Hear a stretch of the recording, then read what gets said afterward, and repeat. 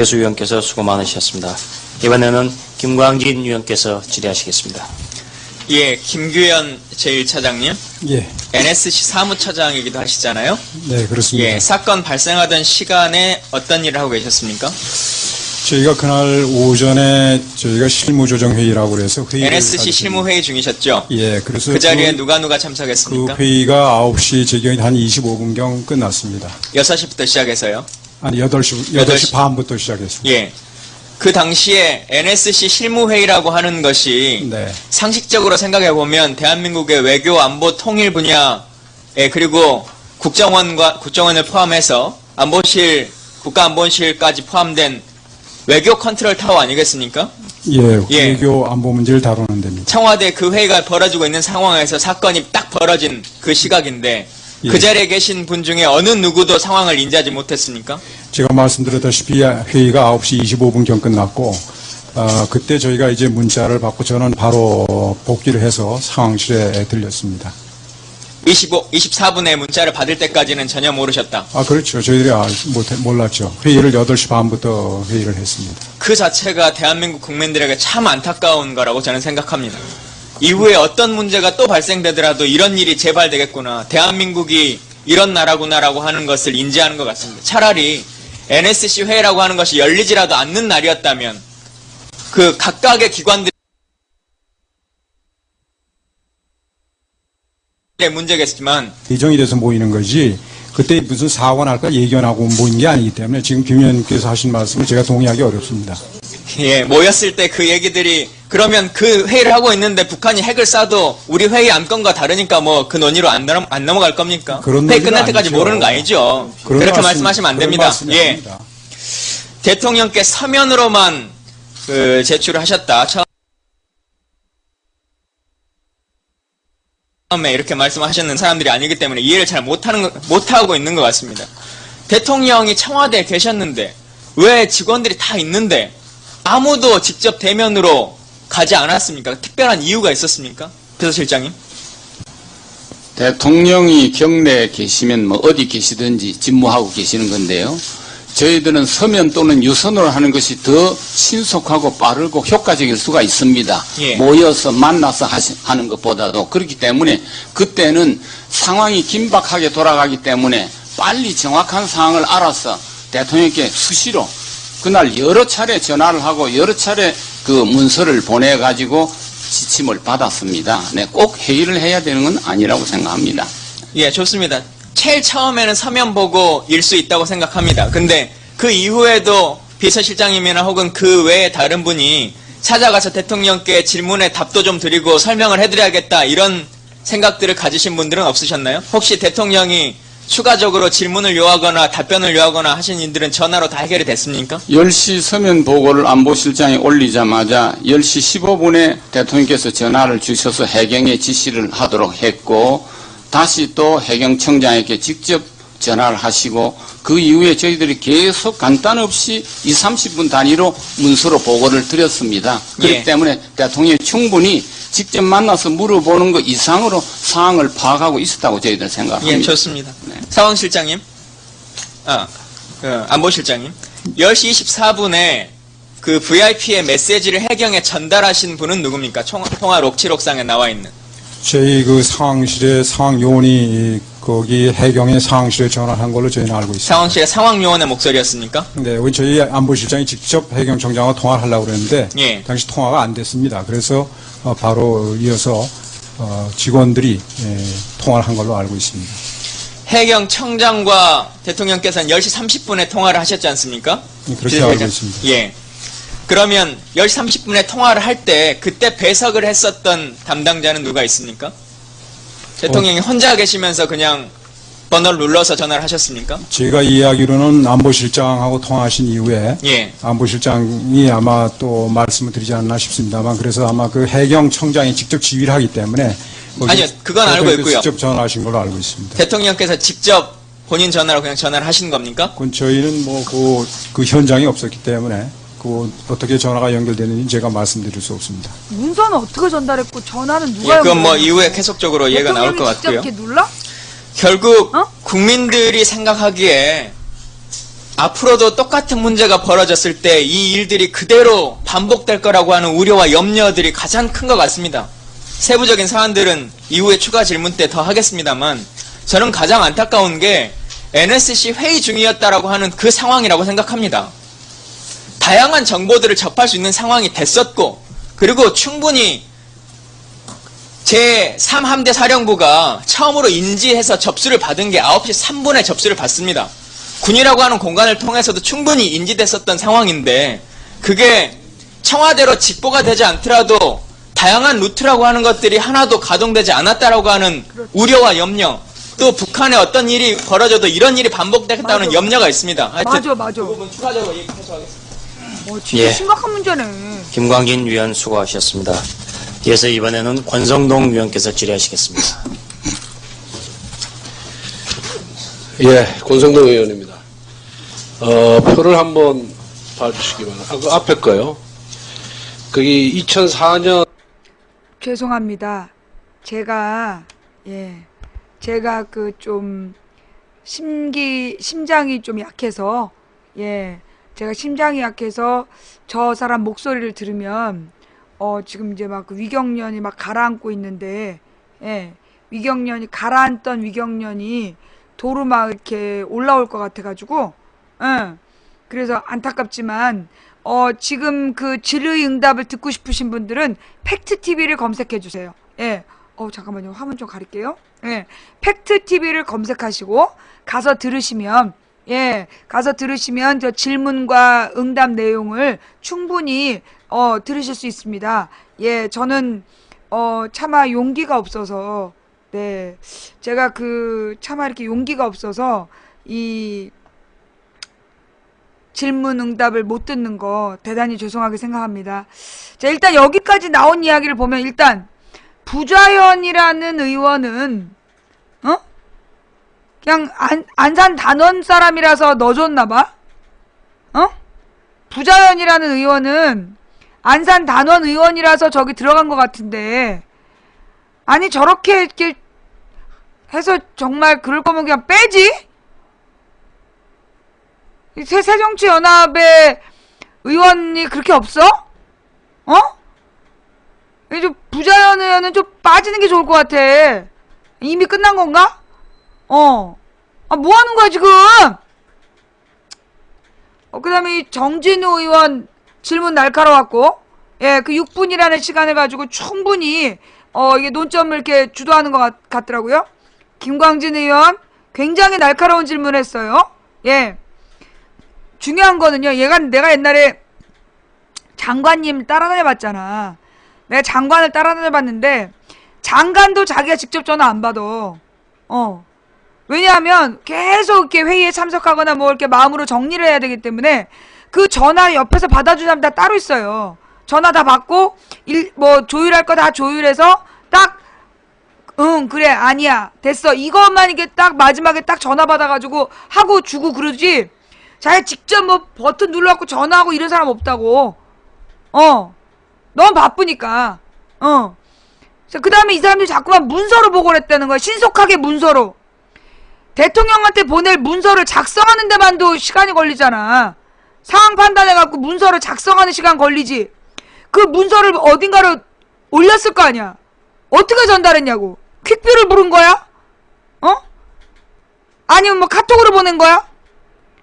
문서를 작성을 해서 그거를 올리고 그걸 다운받아서 보고. 근데 그 문서라는 게 사실은 이쪽에서 보낸 내용밖에 없잖아. 거기에 관련된 질문을 하려면 대면 보고는 그래서 하는 거예요. 서면 보고는 서면으로 가장 빨리 상황을 간단하게 요약을 해서 딱 보게 하고 관련 질문을 대면으로 하는 거야. 이건 무슨 얘기입니까? 이건 뭐죠? 여기에 대해서는 왜 얘기 안 된 거죠? 이걸 질문할 때. 그래서 서면 보고는 신속한 보고를 위한 요점 정리와 그 다음에 대면 보고의 보조용이지. 그걸로 보고를 하고 끝났다? 말하면 안 되는 거야? 말이 안 통하는 거야? 그게 이해가 안 된다고. 우리도 서면 보고 해봤어. 서면 보고는 뭐 시간 나실 때 쭉 한번 훑어보는 용이 있고 그 다음에 이렇게 긴박한 상황이면 요점으로 딱딱딱 요점을 정리해서 가장 잘하는 사람이 들어가서 딱 보여주면 한 페이지에 모든 걸 알 수 있도록 알려주고, 그 다음에 관련 질문하면 딱 답변할 사람이 들고 들어가서 보고하는 게 서면 보고야. 어? 그 다음 유선으로 전화를 했다. 아니, 대통령이 지금 국민 300명이 죽은 사건이 발생했는데 어디서 뭐 하느라고 전화를 받냐고. 상황 발생하고 7시간 동안 왜 전화를 받아? 국가안보 무슨 노무현이 만들었던 그 벙커 있잖아. 뻑하면 이명박이가 공군 잠바 입고 들어가갖고 사진 찍은데 거기 모여가지고 대책회의를 하고 있고 대통령이 그리 오고 신속하게 2-3시간 안에 회의가 돼야 될 거 아니야. 어? 그리고 여기 또 중요한 질문. 그 국가안보 전략회의 NSC라는 회의는 한마디로 전쟁이 나거나 외교적으로 어떤 비상상황이 발생했을 때 즉시 신속한 대처를 하기 위한 전문가들의 회의야. 가장 최고 책임자들의 모임. 근데 그 모임이 9시 반에 끝날 때까지 지금 이런 국가 비상상황에 대해서 몰랐다. 그걸 당당하게 보고하잖아. 아, 자그 9시 반까지 회의가 있었기 때문에 그동안에는 바빠서 못 봤다. 아무렇지도 않게 얘기하잖아, 지금. 그지? NSC라는 국가 비상 전략회의를 하는 사람들이 국민 300명이 죽는 상황에서 9시 25분이 될 때까지, 29분인가 26분이 될 때까지 회의를 하느라고 상황 몰랐다. 9시 3분에 군이 파악했는데 그걸 보고하면서 전혀 부끄러움이 없어. 뭐가 문제냐 이거야. 이게 정상이야? 잠깐만, 끝났나? 아직도 하고 있어요? 예, 아직도 하고 있기 때문에 도대체 대통령은 어디서 뭐하고 있어서 그 긴박한 상황에 전화를 받고 있냐고. 상황을 같이 봐야지. 그 다음에 여러분 있잖아요. 요즘에 그 CBS에서 아덴만의 연병작전으로 구조된 선장님들 나와. 그 아덴만의 연병작전 할 때요. 실시간으로 그 벙커에서 대통령이 보고 있었어. 현장에서. 그리고 옛날에 후세인 잡을 땐가? 후세인 잡은 때가 빈라덴 잡을 땐가? 오바마가 그 똑같은 방에서 그 방이 아니라 미국에 있는 그런 방, 미국에 있는 그 비상안보실에서 앉아갖고 현장을 목격했다니까? 죽이는 거? 김현 의원이야? 입니다. 대통령 비서실장께서는 대통령을 보좌하고 비서실을 통할하는 임무를 갖고 계시죠? 그렇습니다. 그런데 아직도 왜 비서실장으로 계십니까? 책임을 질 의사가 없습니까? 비서실에서 누군가는 이 사건에 대해서 책임지고 대통령을 잘 보좌하지 못해서 대통령께 누를 끼쳤고 무한 책임을 지겠다는 대통령이 5번에 걸쳐 사과를 했다면 비서실을 통할하지 못한 비서실장이 책임지고 그 자리에서 물러나는 것이 당당하고 떳떳한, 그리고 304명이라는 희생자를 낸 이 어마어마한 참사에 대해서 적어도 책임 있는 태도 아닙니까? 물러날 의사 없습니까? 저는 자리에 연연하지 않습니다. 즉각 물러나십시오. 그만두는 시간까지 성심껏 일할 뿐입니다. 자진해서 사퇴하십시오. 그래, 그것만이 이번에 국가가 국민을 단 한 명도 살리지 못한 이 엄청난 참사에 대해서 책임지는 그 자그마한 실천이라고 생각하고 있습니다. 대통령께서 이 사건을 진두지휘하셨습니다. 맞죠? 대통령께서 진두지휘하셨다는 구조를 진두지휘하셨다는지 그 주변 말씀을 해역 대형 정확하게 해난 사고 매뉴얼에 따르면 국가안보실이 컨트롤 타워고요. 2010년도에 만든 이명박 정부에 만든 매뉴얼에 따르면 그것의 중앙 사고 대책 본부는 해경입니다. 그래서 그 매뉴얼에 따라서 국가안보실장이 컨트롤 타워 기능을 하면서 해경 청장한테 전화를 해서 단 한 명이라도 놓치지 마라. 선실을 구석구석 다 뒤져서라도 구해내라. 라는 2가지의 지침을 대통령께서 직접 해경청장에게 했습니다. 그날 대통령한테 전화로 직접 지시받은 사람이 해경청장 말고 또 있습니까? 해경청장 말고는 저는 그러니까 잘 모르- 대통령의 지시를 직접 받은 해경청장이 사건을 현장에서 진두지휘했던 겁니다. 현장의 진두지휘는 그렇지. 해경청장이지만 국가를 운영하는 데 있어서의 대통령의 무한 책임 속에서 대통령이 해경청장한테 전화를 했던 것입니다. 자, 10여 차례 유선 보고와 서면 보고를 했습니다. 그것이 효과적이고 잘 할 수 있는 방법이라고 말씀을 하셨죠, 비서실장님? 네. 그러면 앞으로도 국가 위기 상황이 발생하고 엄청난 사회 재난과 자연 재난이 일어났습니다. 그럼 똑같이 이렇게 하실 겁니까? 똑같이 서면 보고와 유선 보고로 대통령한테 보고하고 대통령이 어디 계신지 모릅니다라고 나와서 얘기하실 겁니까? 상황에 따라서 다릅니다. 네. 대통령이 어디 계신지 모른다는 것은 우리 대통령 경내에 계시도 우리가 경호상 그 위치를 말씀드릴 수 없다는 실장님. 것은 실장님, 몇 분의 대통령을 모셨습니까? 이때까지 몇 분의 대통령을 모셨습니까? 저는 직접 청와대에서는 2번이고 네. 공무원이 되고는 11분, 중요한 사항이 11분의 생기면은 대통령을 대통령이 모시고 얼굴을 보고 보고를 하게 돼 있죠?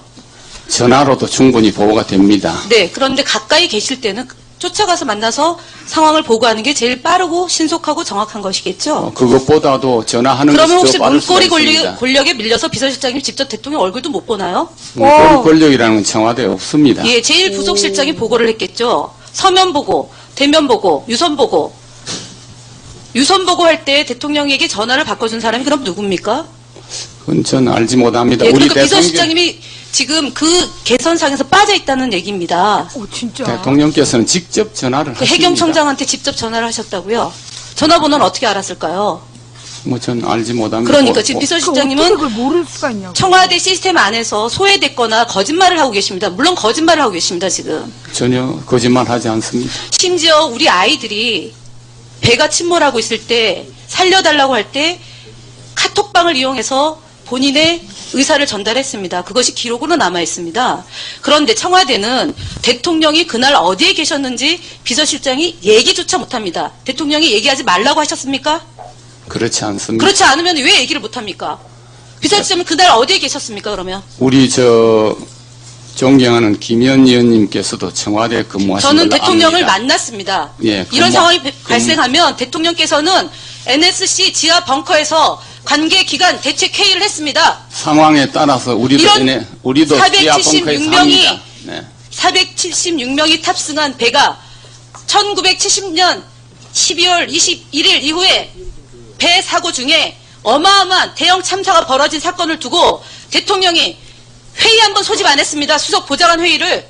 그것이 잘했다고 지금 실장님이 그렇게 얘기하시는 겁니까? 대통령께서는 정치적 책임을 통감하신다고 말씀하고 국민에게 사과를 했습니다. 민형사상 책임을 지우겠다고 얘기하셨습니다. 비서실장님도 책임 안에 계신 거죠. 대통령께서 직접 구조를 하는 분은 아닙니다. 자, 20일 예, 수석 정책을 보좌관 회의를 결정하는 주재한 분입니다. 비서실장께서 네. 지시를 무엇으로 내렸습니까? 수석 비서관 회의를 하면서 네, 끝난 다음에 민경욱 대변을 통해서 무슨 지시 내렸습니까? 제가 민경욱 대변을 통해서 지시한 일은 없습니다. 지시한 사항을 대변인이 발표를 했죠. 그건 무슨 저- 내용이었습니까? 그거는 대통령께서 해경에 지시한 것을 민경욱 대변인 20일 날 비서실장께서는요, 가족들이 탈진하고 힘드니 혹시 그분들 건강에 이상이 없는지 의료진을 보충하라.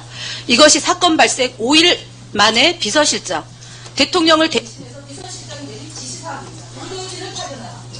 첫날은 국무총리께서 서울로 오시지 말고 바로 무안공항으로 가셔서 현장을 지휘하는 것이 효과적이겠다고 해서 가시게 하고, 그리고 대통령이 다음날 바로 구조를 독려하고 우리 유가족들 위로하기 위해서 현장을 방문하시는 게 좋다고 이런 건의를 했습니다. 그날은. 그랬을 때 그 모든 그 현장을 접한 국민들 또 관료들이 한 명이라도 빠지지 말고 구조해라. 배가 크고 의원님, 은폐된 데가 선거운동 하세요. 있으니까 이런 데를 빠짐없이 다 샅샅이 수색해라. 이런 얘기는 국민의 마음이고 통치권자도 똑같은 마음입니다. 이런 부분의 이야기에 따라서 해석이 틀려지는데 새누리당이야? 이 부분을 갖다가 좀 할 말씀 있으면 말씀해 보세요. 저 새누리당이야? 대통령께서는 국민의 생명 한 분이라도 매우 중요하게 생각하기 때문에 그 현장 상황이 어떻게 위중한 상황이라 할지라도 최후까지 모든 역량을 동원해서 한 사람이라도 구하라 하는 것은 어떤 대통령이라도 당연히 하실 말씀이라고 생각을 합니다. 예, 그 표현에 대해서 시간, 장소 이거보다 문제의 본질은 우리 국가의 조직이 국민으로부터 이런 위기 상황에 신뢰를 갖고 평소에 있으면서 구조의 어떤 마스터 플랜을 딱 잡았을 때 주변의 언론이나 국민들이 이걸 믿고 그대로 따라주는 그리고 기다리는 이런 실체가 없었기 때문에 이렇게 우리가 한 명도 구조를 못하고 그 중요한 골든타임을 다 놓쳤다는 겁니다. 이 사건의 본질은 바로 여기에 있는 겁니다. 정치적인 공방 이것이 아니고 본 의원이 그 당시 상황을 설명하겠습니다. 국무총리실 비서실장 답변하세요. 질문이 뭔데? 아니 비서실장. 예. 질문이 뭐야? 4월 16일 날 총리 수행하고 같이 진도체육관에 내려오셨죠? 예, 그렇습니다. 그때 왜 국민들하고 피해자 가족들하고 우리 총리하고 예. 그렇게 완만하게 대화가 안 되고 실갱이만 하다가 그냥 빠졌습니까? 첫날은 무한 아니 그 과정은 다 알고요. 예, 오셨는데 예. 그 과정에서 왜 희생자 가족들하고 충분히 앉아서 편안한 대화를 못하고 거기에 그 구조 당사자들한테 이 작전에 대한 설명도 하고 적극적으로 구조에 개입할 수 없는 그런 분위기가 만들어졌는데 어떤 게 정부에서 미숙했기 때문에 그런 상황이 벌어졌나 이걸 질문하는 겁니다. 그날 밤늦게 이제 진도체육관 실종자 가족을 면담하러 갔습니다. 갔는데 현장에 도착을 했을 때 총리께서 대화를 시도를 했습니다. 했는데 대화하는 도중에 일부 실종자 가족들께서 조금 대화를 지속할 수 없는 분위기를 조성을 그거는 과잉된 표정에 이제 표현해요. 유가족을 비난하는 거야? 바로 옆에 본의원이 있었는데 그 정도로 생명의 위험을 느끼는 것도 아니고 이미 그 희생자 가족들은 자식들의 생명을 바다에 버렸다고 위기의식을 느낀 상태예요. 1초가 부족하다고. 이런 상태에서 가족들이 항의를 세게 하는 건 당연하죠. 근데 그 당시에 무슨 생명의 위협을 느낄 정도는 아니었단 말이에요. 과잉 경호를 했다는 얘기죠. 이걸 지적하려고 그래요. 경호실에서 가족들이 덤비면 그 자리에 앉읍시다. 얘기합시다. 같은 국민들인데 오히려 그렇게 유도하고 가족들한테 너무 세지만 않게끔 잘 네, 정리해 주십시오. 네, 김병현 의원님 수고하셨습니다. 계속해서 민홍철 의원께서 질의하시겠습니다. 예, 경남 김해시갑 출신 민홍철 의원입니다. 아까 비서실장님께서는 세월호 참사의 책임을 세 가지로 말씀하셨습니다. 첫 번째가 이제 그 승객들을 놓고 탈출한 선장과 선원들, 탐욕의 눈물은 기업인들, 그 다음에 세 번째로 국가 공무원들의 태만과 지휘에 대한 잘못, 이렇게 말씀을 하셨는데 그 책임은 다 어느 누가 큰 책임이 있다라고 말씀을 보는 각도에 따라 다르겠지만 우리가 오늘 국정조사를 하는 입장에서는 측면에서는 국민들은 공무원들의 태만과 국가가 구조활동을 처음에 제대로 못했다. 이 부분이 가장 큰 거 아니냐. 이렇게 보고 있으면서 지금 지켜보고 계실 겁니다. 동의하십니까? 공무원들이 제대로 역할을 못하고 구조를 제대로 못했다는 것은 동의하시죠? 동의합니다. 그렇습니다. 우리 박근혜 정부는 안전을 최우선하면서 출범했습니다. 그런데 초유의 대참사가 났고 초기 대응을 잘못함으로써 안전관리 시스템이 붕괴됐다는 것을 확인할 수밖에 없었습니다. 왜냐하면 안전을 관리해야 하는 그 중대본부장으로 있는 안행부 장관, 현장 지휘관인 해경청장 다 구조의 초기 대응에 실패했습니다. 그리고 아까 비서실장님께서도 말씀하셨듯이 청와대는 컨트롤 타워가 아니다. 물론 법적인 개념에서는 그렇게 아닐 수도 있습니다. 저도 동의합니다. 예. 그러나 아까 우리 안보실 제1차장님께서도 관리만 했다. 이렇게 지금 말씀을 주장을 하시는데 밑에 중대본부장이나 지휘 책임을 지고 있는 해경청장은 지휘 책임을 당연히 물어야 되겠죠. 그러나 그 지휘 책임자들을 관리하고 위기를 관리하고 재난을 관리하는 책임도 그에 못지않다. 그래서 그런 의미에서 국민들은 청와대가 위기관리 컨트롤 타워가 맞다. 이렇게 지금 얘기를 하고 있는 겁니다. 그 부분에 대해서는 너무 우리 비서실장께서는 어떤 재난안전기본법에 의한 법적인 책임에 대해서 말씀을 하시는데 제가 볼 때는 도덕적 책임과 정치적인 책임이 더 크다. 그렇게 저는 보는 것입니다. 또한 비서실장을 비서실 그리고 안보실 이 부분에 있어서는 대통령을 보좌하도록 되어 있지 않습니까? 재난과 위기관리 측면에서의 대통령을 제대로 보좌를 하셨는지 그런 부분에 대해서 책임을 묻고 있는 겁니다. 실장님, 그 부분에 대해서는 책임을 통감하십니까? 저는 오늘 여기 성실하게 국정조사에 응하러 나왔지 무슨 책임을 피하거나 회피하거나 변명하기 오기 위해서 온 거 아닙니다. 우리 대통령께서 분명히 정치적 도의적 책임을 크게 통감하시고 국민에게 사과를 했습니다. 그런 점에서 저희들도 책임이 있습니다. 예, 그렇게 이해하시면 되겠습니다. 이 사건에 대해서 제가 한 말씀만 드리겠습니다.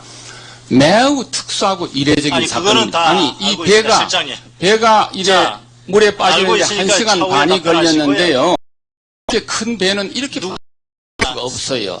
다 지금 알고 있습니다. 예, 그 부분은 5시간 상식적으로 정도는 걸리는데 왜 이래 큰 배가 그렇게 빨리 넘어갔느냐 이거는 다 지금 네. 상식적으로 알고 있습니다. 네. 다 지금 국민들도 어리둥절 하고 있죠. 이제 배가 자, 문제구나. 한 가지 묻겠습니다. 선장하고 승무원 다음에 9시 유가족이 난동을 피우는 게 24분에 문제고 배가 안보실에서 문제구나. 전 직원에게 어. 이제 문자를 보냅니다. 그리고 10시에 서면으로 대통령께 보고를 합니다.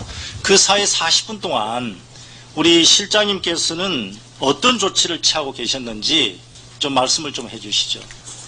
그때는 그 테레비를 통해서 상황이 진행되는 걸 보고 또 우리 정무비서실에서도 지금 진행 상황을 얘기해주고 있었습니다. 그리고 상황을 그냥 모니터링만 하고 있다가 10시에 일보를 정확하게 봤습니다. 네. 그때는 이미 배가 8시 48분에 사고가 나서 네. 10시 정도 되면은 거의 한 70도 이상, 80도까지 이제 기울어집니다. 거의 이제 3층, 4층까지 물이 차고요. 그런 상황을 보고를 받으셨습니까? 못 받으셨습니까?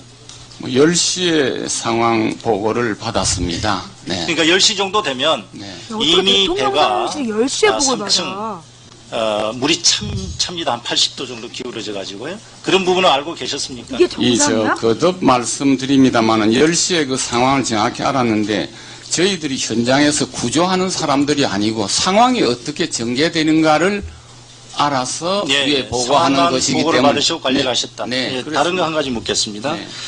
9시 24분에 전 직원들에게 문자 발송을 하셨다고 하셨는데 그러면은 대통령께도 문자로 발송이 됩니까? 대통령께는 문자로 가지 않습니다. 그러면 대통령을 수행하고 있는 수행 비서관한테는 갑니까?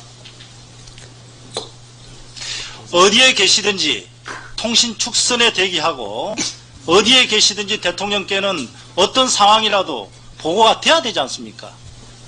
문자로 발송했으면 수행 비서가 바로 보고를 드려야죠. 대통령께는 이 정보의 수반이고 국가 원수기 때문에 어느 정도 상황이 의미 있는 내용을 파악했을 때에 저희들이 보고할 수밖에 없습니다. 그냥 이런 일이 있습니다, 저런 일이 있습니다 하고 수시로 보고를 들여밀 수는 없습니다. 그 점을 좀 양해해 마무리해 주십시오. 주셨습니다. 예. 그래. 질문 또 추가로 또 해주시기 바랍니다. 자, 민홍철 의원님 수고하셨습니다. 계속해서 신의진 의원께서 질의하시겠습니다. 네, 저는 국가안보실장님께 예. 여쭙겠습니다. 결국 안보실은 세월호 침몰 사건을 YTN 방송 자막을 통해서 9시 19분에 인지했고 이후 유선으로 사고 사실을 확인 후에 10시께 대통령께 사고 상황 최초 보고서를 서면으로 드렸습니다. 맞습니다. 자, 그러면 1시간 후 서면으로 최초 보고를 드린 이유와 이 보고의 내용은 뭡니까? 보고의 내용은 이제 그 인천에서 제주도로 가는 그 여객선 세월호가 진도 서남방 30km 지점에서 사고가 나서 지금 그 침수가 되고 있다.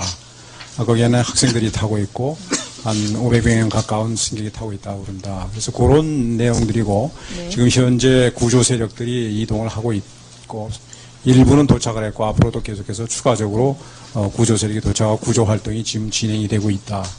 그런 얘기를 예. 보고드렸습니다. 56명이 구조됐다는 거 하고요. 뻥이었잖아요. 그게. 근데 어떻게 보면 우리 누구도 세월호 사건을 정말 예측할 수는 없었지만 상황이 상당히 급박하게 진행된 거 아니겠습니까? 우리의 예상 외로 여러 가지 문제로 인해서. 그렇다면은 사실 대통령께 서면 보고 준비하는 것도 중요하지만 해경 구조본부가 9시 10분에 가동되고 또 총 책임을 맡아야 될 중대본이 9시 45분에 구성이 되고 그렇다면은 이 두 본부가 본격 가동되기 전까지는 안보실이 소위 말하는 골든타임 때에 중도본에 해당되는 역할도 좀 해야 된다고 생각을 하는데 어떻게 보십니까? 저희는 그러한 권한이 없습니다. 그것은 그 지시를 하고 어떤 또 그 현장 상황을 알아야 뭐 지침을 줄 텐데 그 현장 상황을 모르는 상황에서 뭘 하라 저라라 할 수가 없는 겁니다. 그러면은 안보실에서 그 현장 상황을 어떤 루트를 통해서 파악을 하십니까?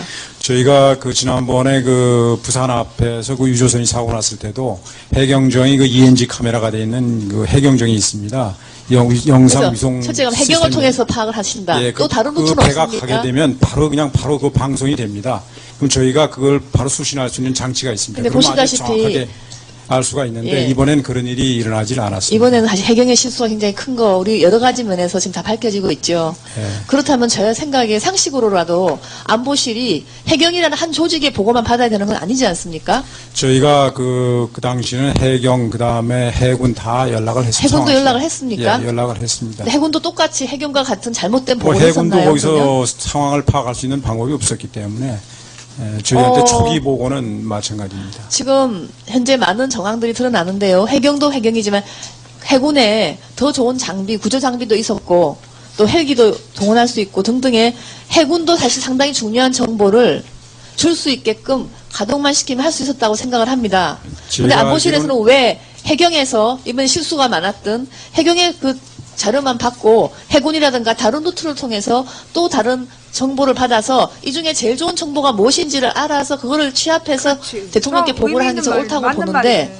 그 부분이 저는 굉장히 조금 이해가 안 갑니다. 그래서 제가 아까 말씀드렸다시피 그렇게 종합적인 그 여러 군데 저희가 통화를 해서 파악한 보고가 9시 50분경에 완성이 됐습니다. 그래서 10시에 대통령께 종합 보고를 드린 겁니다. 네. 그리고 사실 대통령께 종합 보고를 드리는 것 역시도 아까 지금 보시다시피 지금 많은 의원들의 지적이 있으시지만 대통령께서 그 상황을 정확하게 다 알고 있었다고 보기엔 좀 곤란했습니다. 왜냐하면 대통령께서 10시 15분에 안보실장에게 벌써 이미 배가 상당히 기울었음에도 불구하고 선내 객실 철저히 확인해서 누락들은 인원이 없게 하라. 또 심지어 10시 반에 거의 배가 많이 침몰된 상황에서 해경청장에 전화를 해서 인명구조 독려하시고 특공대 투입해서라도 현장 인원 구조를 해라는 식으로 해서 현장에 그렇다면 보고를 제대로 생생한 못했다는 그 거죠. 정보를 대통령이 다 모르시고 하는 지금 그런 정황도 보이지 않습니까? 그렇죠. 그러시다면 그렇게 여러 군데를 통해서 잘 정보를 받으셨다 그러면은 대통령께서 최소한 정확한 정보를 받을 수 있도록 좀 더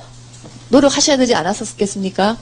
초기 상황은 언제나 사고가 그렇듯이 유일하게 초기 출발하는 상황은 선생님. 여러 가지 불확실성이 많습니다. 그래서 뒤에 돌아다 보면 뒤를 다시 우리가 그걸 복기를 하게 되면 여러 가지 아쉬운 점과 잘못된 점이 있지만 당시 상황에선 제한된 정보 속에서 제가 그러한 그 정보를 모아서 보고를 드렸고 당시 그러한 그 제한된 정보 안에서 저희가 뭐 지침이라든지 이런 것은 지금 봐도 뭐 그렇게 당연히 하시는 말씀을 지시를 하셨다 이렇게 지금 생각하고 있습니다. 지금 말씀은 약간 좀 변명으로 들립니다. 물론 이번 상황이 유례 없는 우리가 상상을 하기 힘든 참사였고 이것이 정말 예고 없이 왔기 때문에 또 안보실에서의 상상하기가 급박한 힘들어. 상황 다 이해는 합니다.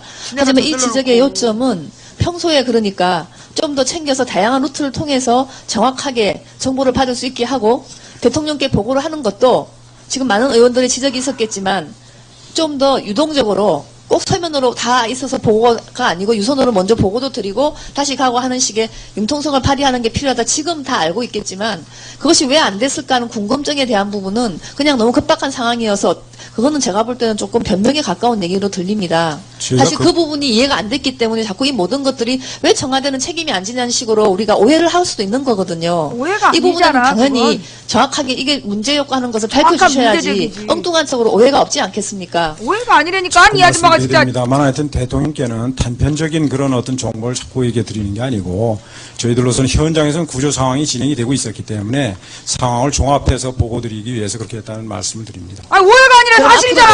앞으로도 종합보고 위해서 늦게 서면으로 다 주실 겁니까? 그 상황에 따라서 저희가 어떤 것이 적절한 방안인지 그때 제가 강구하게 되지 그 않을까 말은 좀 싶습니다. 적절치 못한 것 같습니다. 좀 더 융통 예, 수고하셨습니다.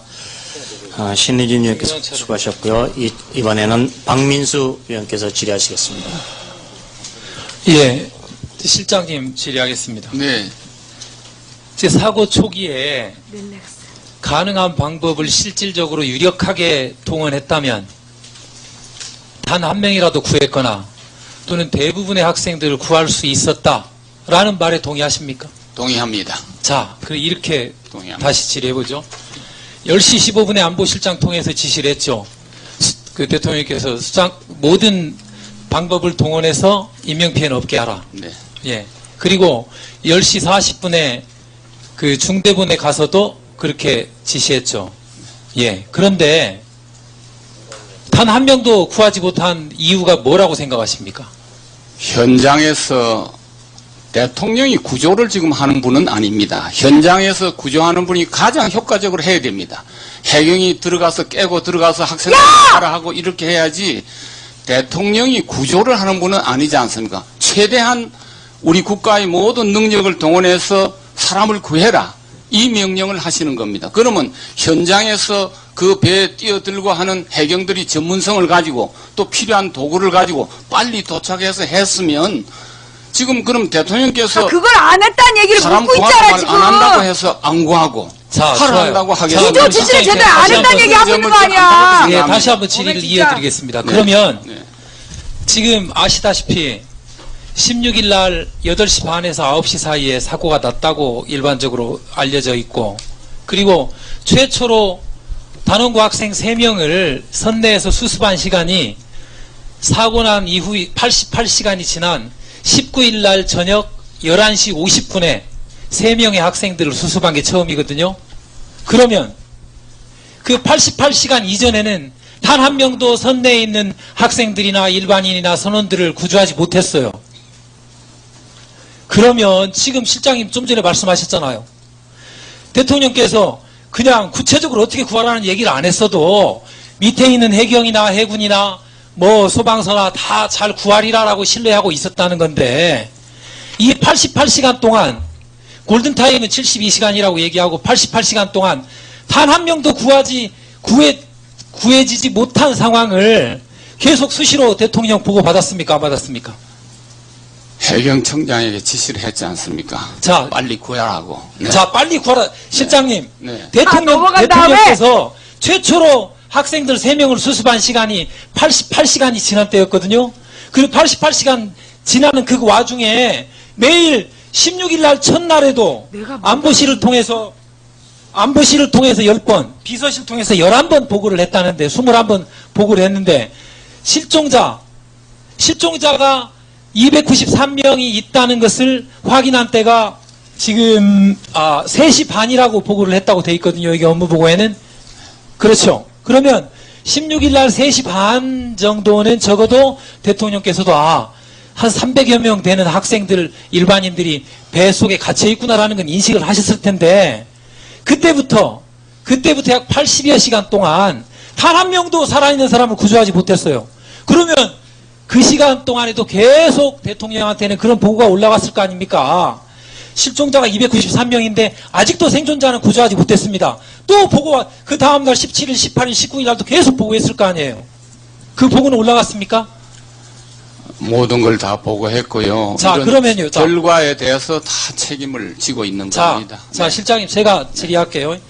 그러면 16일, 17일, 18일, 19일 무려 80시간에 걸쳐서 293명이 그 배 안에 실종돼 있다는 걸 대통령이 아시고 나서 80여 시간 될 때까지 살아있는 사람이나 죽어있는 사람이나 단 한 명도 수습을 못했고 한 명도 구제를 못했는데 계속 그 보고를 받은 대통령께서 특별히 비서실장이나 국가안보실장을 통해서 다 특별한 지시한 게 있습니까? 4월 16일 날 이 엄청난 사고가 나고 4월 17일 날 현장 수습하는 장소에 구조배에 가서 구조를 독려하고 격려를 하고 그리고 또 팽목항 체육관에 가서 여러 가지 건의와 말씀을 들었습니다. 자, 실장님, 제가 질의하는 건요. 네.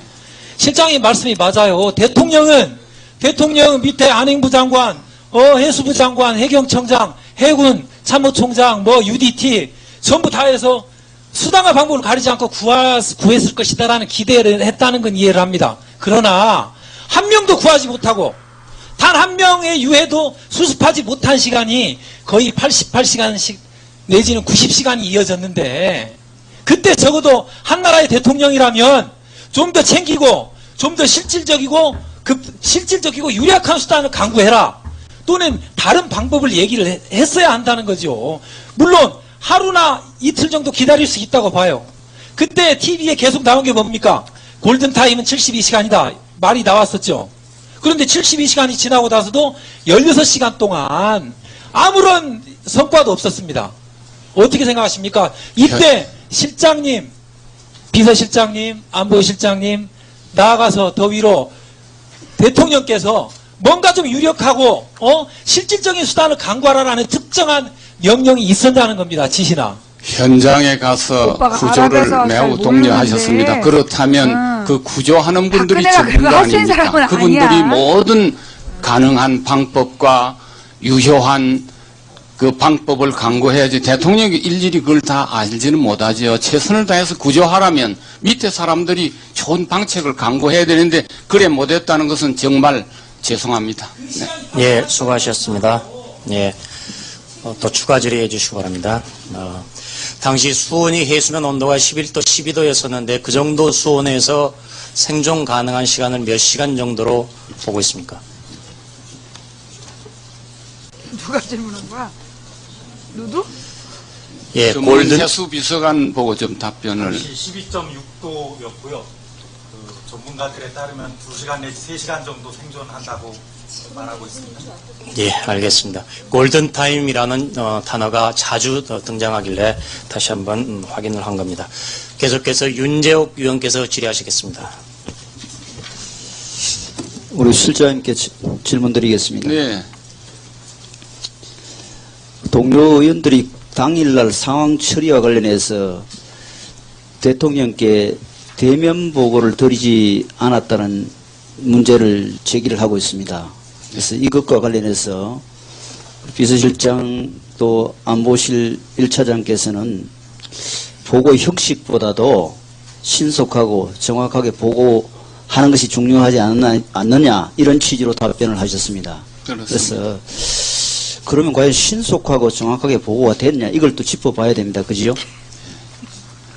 네, 최초 보고도 여러 의원들이 지적했듯이 10시라는 게 물론 그 대통령께 단편적인 보고를 할 수 없어서 여러 기관의 보고를 종합해서 보고를 드리는 게 이런 그 타당해 보이지만 이 사건은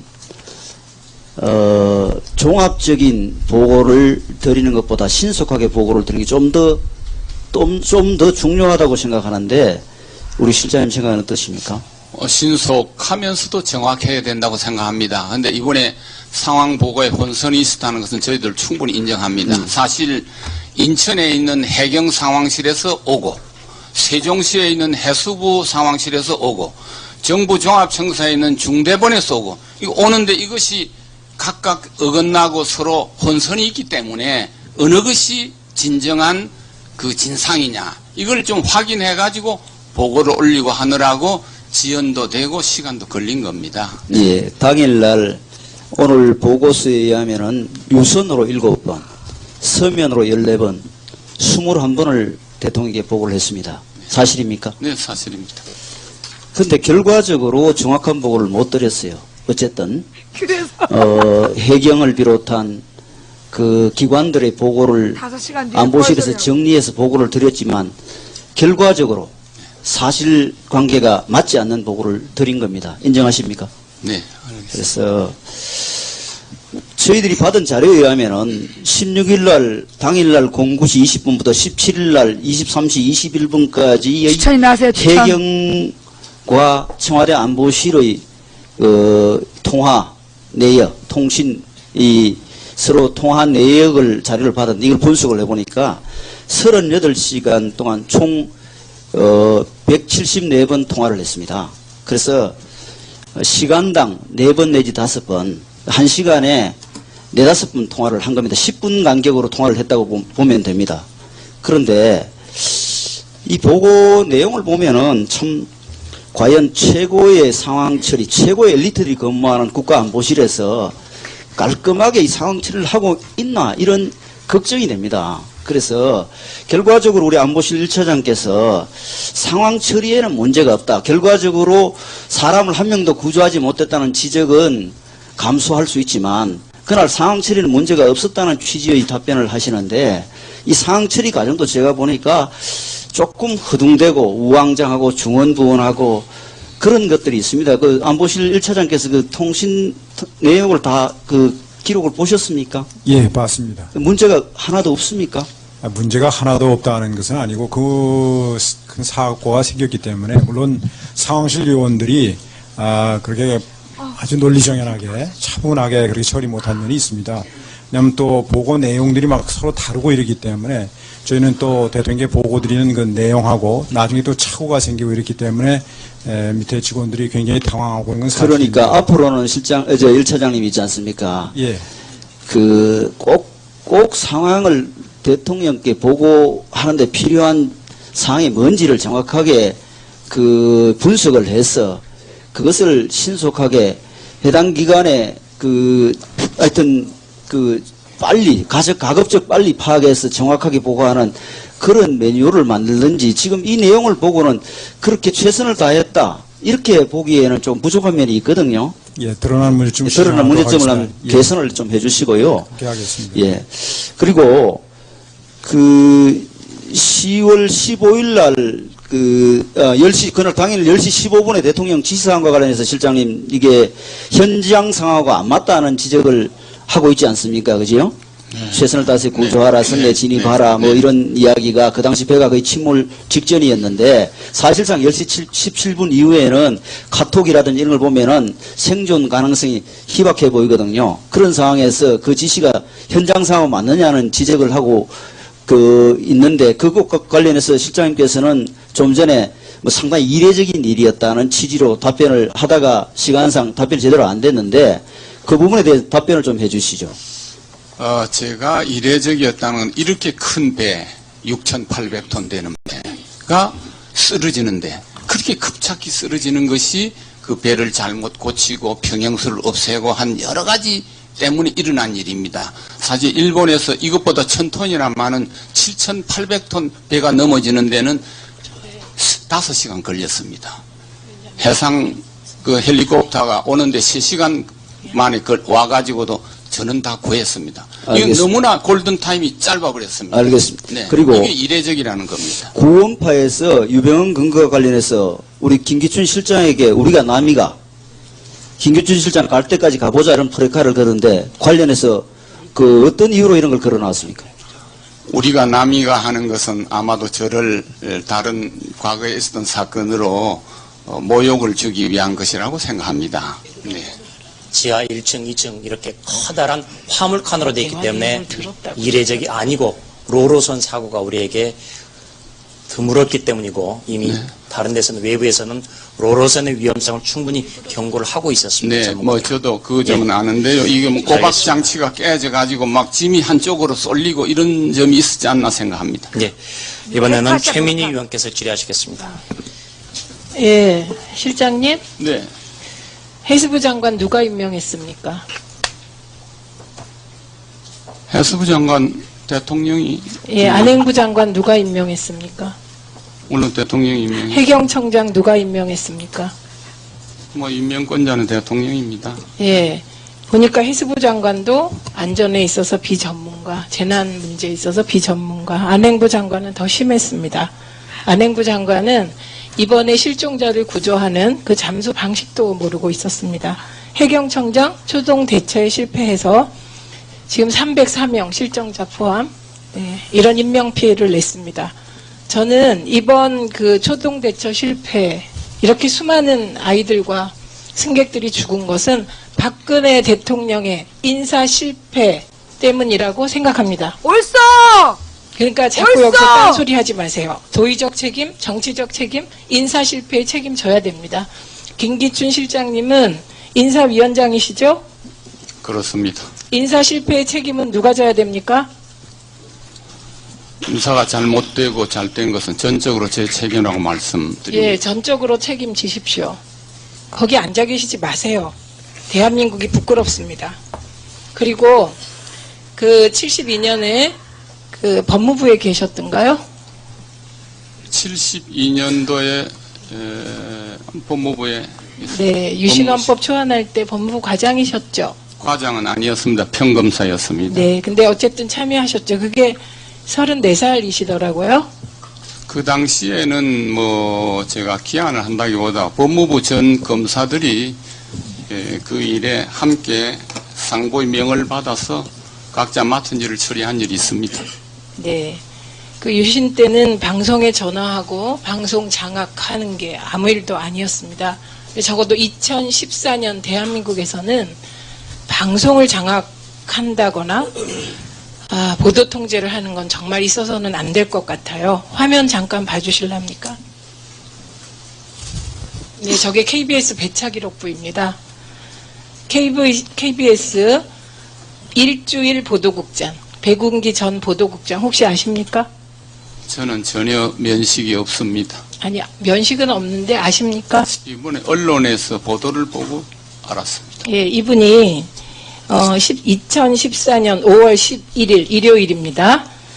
오후 3시 10분부터 4시 50분 사이에 청와대를 들어갔는지, 청와대 주변에 있었는지, 어쨌든 청와대 관계자를 만나고 그 다음날 KBS 보도국장이 되었습니다. 이 사실 알고 계셨어요? 저로서는 알지 못하는 일입니다. 그거 모르시면 어떡합니까? 공영방송 KBS에서 일어난 일인데요. 그렇더라도 여기는 제가 경험한 일만 말씀 올릴 수 있기 때문에 그 내용은 저는 알지 못했습니다. 그렇다면 이렇게 여쭐까요? 공영방송 KBS 보도국장이 될 사람이 보도국장 되기 전날 청와대로 달려가서 청와대 누군가를 만나는 거, 이거 적절합니까? 그 진상을 알지 못하고 제가 평가하기는 곤란합니다. 청와대가 방송사에 협조 요청할 때 주로 누가 누구에게 전화합니까? 뭐 청와대는 뭐 방송 신문과 관계 있는 홍보수석실인데요. 요즘 청와대가 무슨 방송이나 신문에 관계해가지고 뭐 말을 들어주고 그런 시대가 아닙니다. 그러면 전화를 안 하신다는 말씀입니까? 그 말은? 제 업무 소관이 아니기 때문에 모르겠습니다.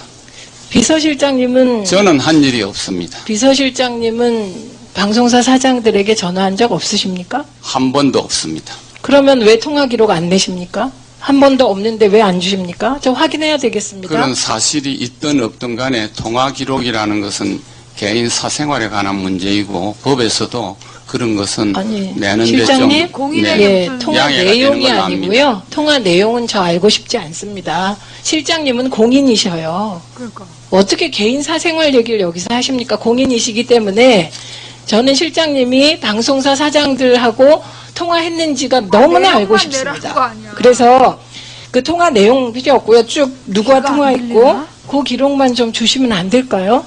그래야 진정성이 있잖아요. 지금 답변이. 의원님, 저희들은 국회에서 요구하는 그 자료를 성실히 내려고 노력하고 있습니다. 저도 과거에 국회 256개 중에 12년이나 9개. 있었습니다. 국회를 저는 존중합니다. 11개. 그러나 근데 다른 죄송한데 법령에 의해서 잠깐만요. 주기가 곤란한 경우는 할 수 잠깐만요. 없이 양해를 예, 구합니다. 잠깐만요. 죄송한데요. 그렇게 노력하시는데 저희에게 준 자료는 정말 보잘것없거든요. 그러니까 좀 언행일치되는 말씀을 이 자리에서 해주셨으면 좋겠습니다. 그러면 이정현 수석은 왜 물러났습니까? 그 다음에 국무총리께서 대정부 현안 질의할 때 국무총리께서도 직접 방송사에 보도협조 요청을 했고 이정현 수석이 보도협조 요청을 한 건 협조다 이렇게 얘기하셨는데 두 분 말씀 중에 누구 말씀이 맞습니까? 이정현 수석은 일신상의 사정으로 사표를 냈다고 제가 알고 있고요. 그 얘기를 누가 믿겠습니까? KBS 사태 터지고 기란영 사장이 그 김시곤 국장이 기란영 사장을 대통령만 바라보는 인물이다. 그래서 KBS 난리 나서 책임지고 물러난 거 아닙니까? 왜 이 자리에서 그런 말도 안 되는 소리 하십니까, 실장님? 이정현 수석은 사표를 저에게 냈습니다. 일신상의 사정으로 사의를 표했습니다. 그리고 총리가 국회에서 하신 말씀에 대해서는 제가 뭐라고 평가할 수가 없습니다. 양해해 주시기 바랍니다. 예, 수고하셨습니다. 오늘 회의 이 국정조사특별위원회는 세월호 침몰 사고의 진상 규명을 위한 것입니다. 질문들을 좀 더 침몰 사고의 진상 규명 쪽에 집중을 시켜주셨으면 더욱더 고맙겠습니다. 아니, 세월호 사건으로 이정현이가 그만둔 거 아니야. 세월호 사고가 인사 실패의 결과다. 그리고 5월 11일 KBS 보도국장의 동선이 세월호 침몰 사고와 관계가 있다, 없다 라는 부분에 대한 것들은 시청자들께서 분명히 파악하시라고 봅니다. 자, 관계 계속해서 있다고 생각하지 이완영 않고. 위원께서 질의하겠습니다. 관계 있다고 생각하는 서로. 조용히 해주십시오. 했습니다. 지금 저 이완영 이정현하고 위원 저 질의하십시오. KBS 문제하고 예. 세월호랑 관계 있다 손. 예, 이완영 의원입니다. 어? 여기 지금 저는 이번 특위위원이 되면서 2794명한테 조사한 거다. 가장 어? 제가 밝혀야 할 부분이 왜 한 명도 구조를 못했는가, 거기에 대한 책임은 누가 있는가, 그에 대해서 저는 정말 지난주부터 우리 행정기관으로부터 따졌습니다. 그런데 지금 이게 오늘 보니까 그 책임이 컨트롤 타워라는 용어로서 얘기되고 있어서 저는 오늘 우리 국민들과 오늘 유가족도 계시는데 유가족분들도 정말 정확히 좀 아시면 좋겠다라는 측면입니다. 첫째, 저는 이미 얘가 말하니까 중대본부장 안행부 장관, 해수부 장관, 총장으로부터 책임을 인정한다고 확답을 받았습니다. 막 나와요. 근데 이 책임은 정치적, 도의적 책임이 아니라 법적 책임을 제가 묻는데 초점을 맞췄습니다. 근데 이 컨트롤 타워 용어가 나오면서부터 이게 법적 책임을 떠나서 실제 어떻게 일을 했는가, 또 그렇지 않으면 안 되는가, 이런 데 대해서 논란을 하면서 호도가 되고 있다는 것을 저는 밝히면서 제가 이번 이 세월호 참사에 관한 법을 한번 제가 정리를 해보면 재난 및 안전관리 기본법에 명확히 재난관리 주관기관이 행정기관으로 정해져 있습니다. 또 세월호처럼 긴급 구조기관은 육상은 소방방재청, 해상은 해양경찰청입니다. 여기에 중대본이 나옵니다. 안행부 장관이 나옵니다. 근데 이 법 말고 또 뭐가 있냐? 이 세월의 해상재난은 순환구호법입니다. 잠깐 위원회죠. 이 순환구호법은 제가 이미 이 세월호 사건이 났으면은 해양경찰청장이 중앙구조본을 두게 되어 있습니다. 서해청장은 주무시느라고 방역을 몰랐나 둘 수 있습니다. 본데요. 우리 그거 다 알아요. 목포서장은 지역을 두도록 다 되어 얘기가 있습니다. 나온 거라고. 그래서 이미 제가 해양청장한테 이 그동안 주무시느라고 몰랐나 본데 지방청장, 목포서장 다 얘기가 된 거라고 이 지금. 법적 책임을 져야 된다. 예? 이걸 제가 확실하게 따지고 답을 받았습니다. 그런데 오늘 얘기 나온 국가관리 기본 지침이 뭐냐? 이거는 대통령령입니다. 법 체계라는 것은 항상 법이 우선이고 대통령령 부령입니다.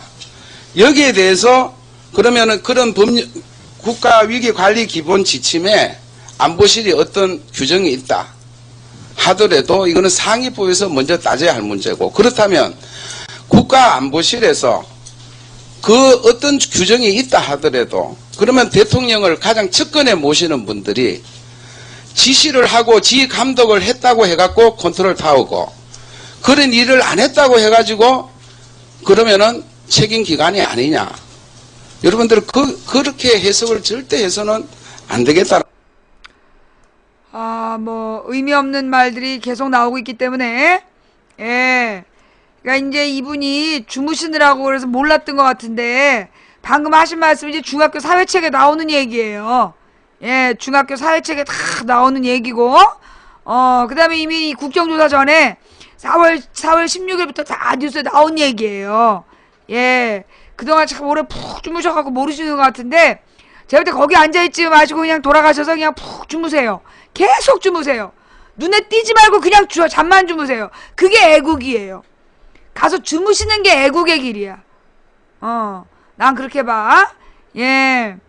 사용 연한 좀 늘려주세요.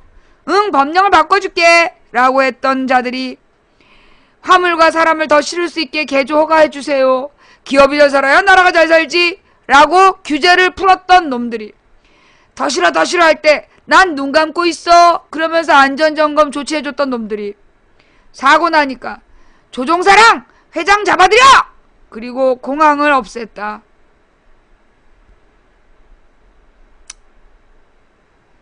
포인트 빨간 양복. 요즘에 그게 유행이라며. 요즘에 그게 유행이래요. 관계없는 거 없애는 거. 그래서 며칠 전에 뭐가 나왔는데? 고심 끝에 불안자를 해체하겠다. 또 제2의 간첩 조작 사건. 주머니 없는 브레이지어에 기억을 지우는 약물을 2달 동안 숨기고 나왔어. 기억을 지우는 약물을 2달 동안 숨기고 있다가 잡혔다라는, 그래서 그걸 딱 목하고 있다가 붙여가지고서는 거짓말 탐지기를 속였다라는 그 말도 안 되는 이야기. 근데 그 다음에 그 약물 없이 조사했는데 똑같았어. 어떻게 할 거냐 했더니 고시 끝에 불화자를 해체하기로 했다는. 아휴, 정말 언제까지 진짜 우리가 이런. 여러분, 이게 청문회, 이게 국정조사가요, 새누리당한테 왜 질문 기회를 주는지 모르겠어. 그죠? 매번 청문회나 국정조사를 보면서 느끼는 건데, 새누리당한테 왜 기회를 주느냐고. 이 아까운 국민의 시간을 왜 낭비하냐고.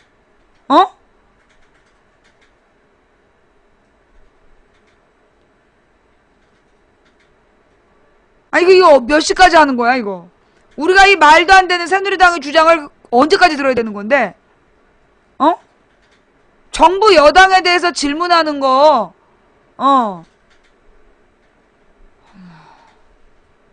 첫째는 이 사건이 대통령의 책임이기 때문에 그렇습니다. 둘째는 너무나 청와대가 한가하게 느리게 대응했습니다. 셋째는 청와대가 아직도 국민을 속이는 거짓말을 하고 있기 때문입니다. 넷째는 컨트롤 타워로서의 역할을 전혀 못했기 때문입니다. 다섯째는 인사위원장으로 인사 실패했기 때문에 그렇습니다.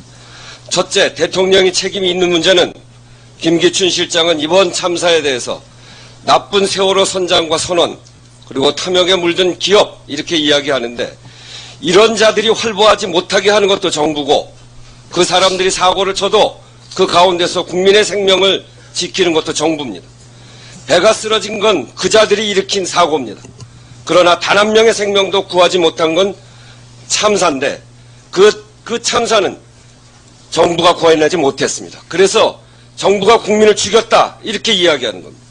그 정부의 총책임자가 대통령입니다. 그런데 그를 보좌하는 비서실장이 그 책임을 지지 않겠다, 물러나지 않겠다 하는 건 언어 도단입니다. 너무나 한가하고 느린 대응입니다. 살려주세요. 배가 침몰하는 것 같아요. 학생은 세월호 바깥 세상이 지체 없이 움직여야 되는 이유를 침몰이라는 단어로 압축했습니다. 그 시각이 4월 16일 아침 8시 52분입니다. 학생이 보낸 신호는 위태로운데 국정의 최고 책임을 맡고 있는 청와대는 굼 떴습니다.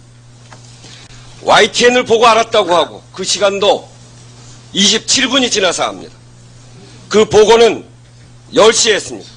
1시간 8분 지났습니다. 첫 지시는 10시 15분, 1시간 23분 지나서, 그리고 비서실장 주재하는 수석비서관 회의가 7시간 18분 만에 이루어졌습니다. 이것이 잘한 대응입니까? 잘한 대응입니까? 드릴 말씀이 없습니다. 잘못한 대응이라고 알아듣겠습니다. 거짓말하고 있습니다. 오늘 보고에 의하면 10시 15분에 대통령이 유선 전화 통화를 해서 해경 청장에게 지시를 했습니다.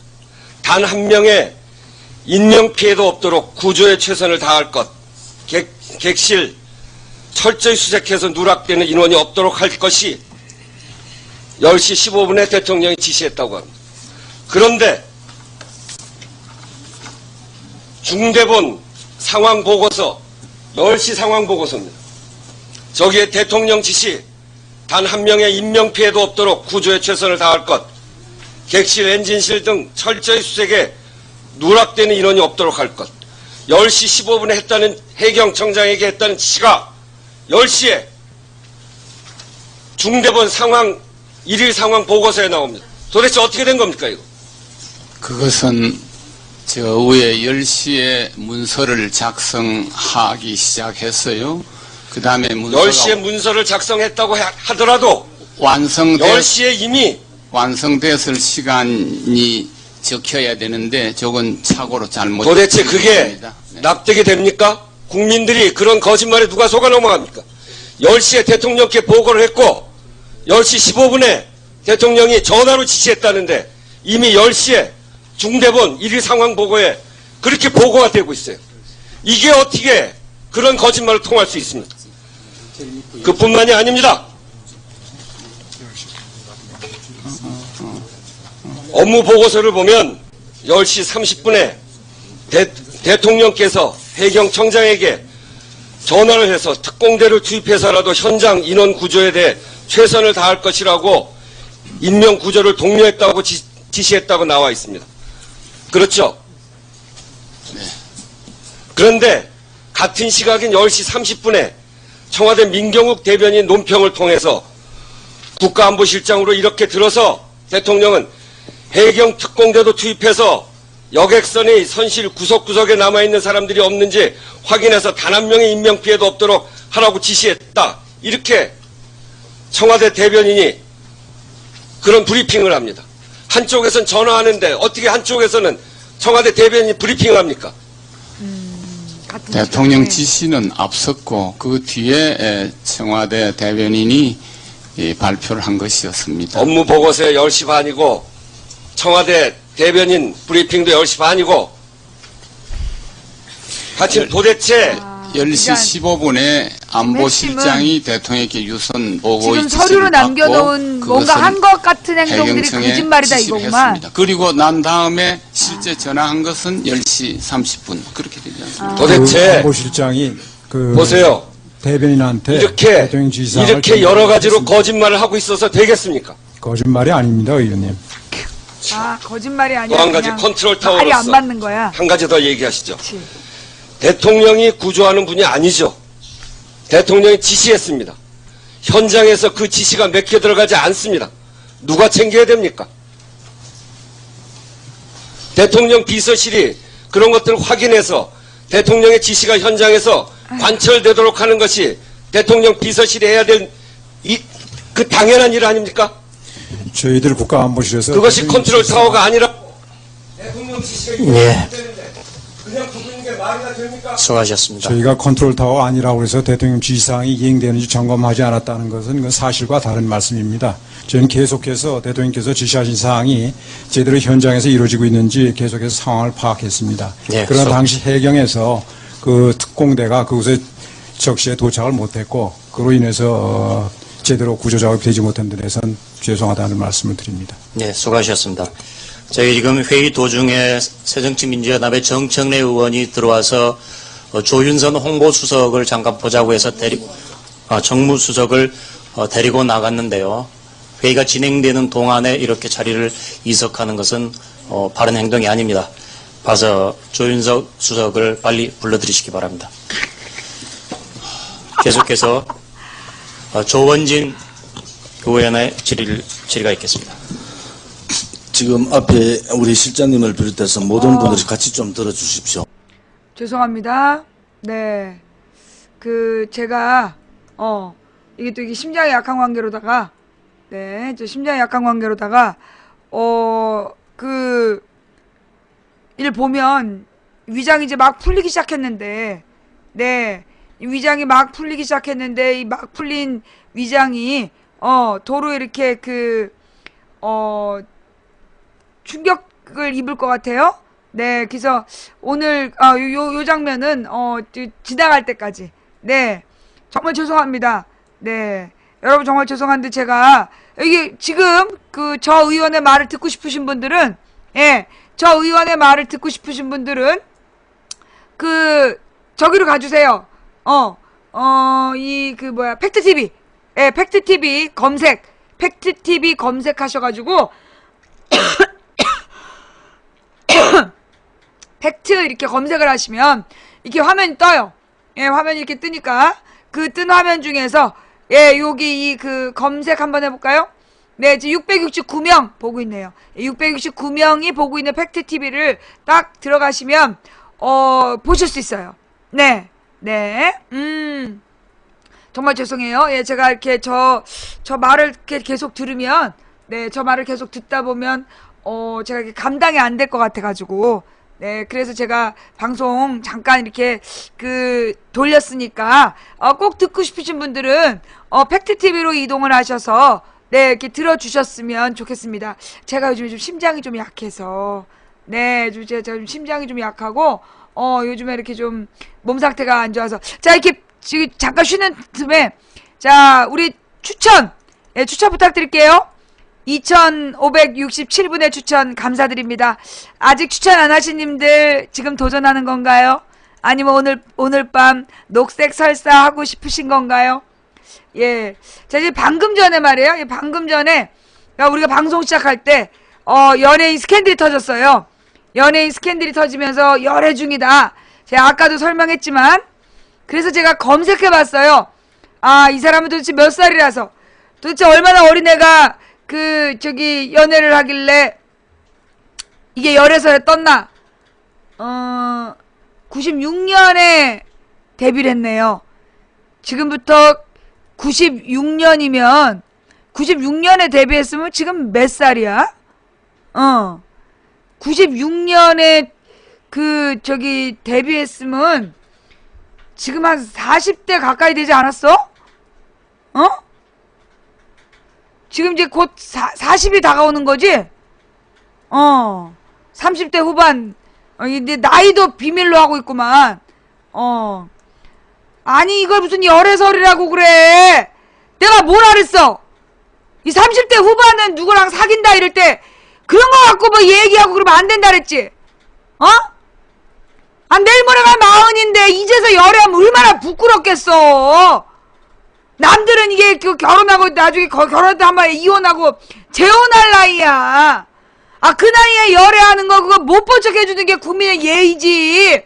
이렇게라도 좀 어떻게 좀 사귀어가지고 좀 애국 한번 해보겠다는데 그걸 또 연애설로 터뜨려갖고 지랄 진짜. 아우 정말 좀 냅둬. 나이가 40인 내일 모레는데 그냥 거기다 대고 연애하냐고 물어보고 전화 노래 하나 들려줄까? 하도 나이가 오래되면은, 이렇게 우리 장미여관의 노래를 들어봐봐. 아주 오래되면 누가 이렇게 여자가 말 거는 것도 당황스럽고 그런 나이야, 이 정도 되면. 연애 좀 하겠다는데, 그냥 그걸 가지고 그냥 시비 털면서, 오늘 말이에요.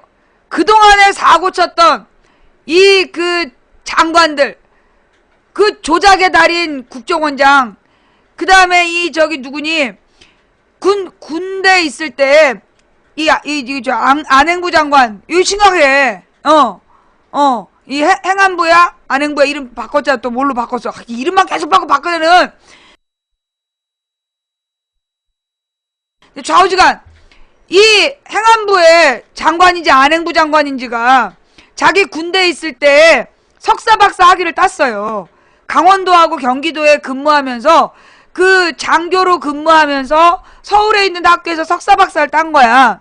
그래서 그게 어떻게 가능하냐고 질문을 했더니 그 당시에 자기가 다 허락을 받았다, 허가를 받았다 이렇게 청문회에 나와서 대답을 했더만, 그래가지고 도대체 그때 허락해준 장관이 누구냐 물어본 거야. 장교가 누구냐, 지휘관이. 대답을 안 해.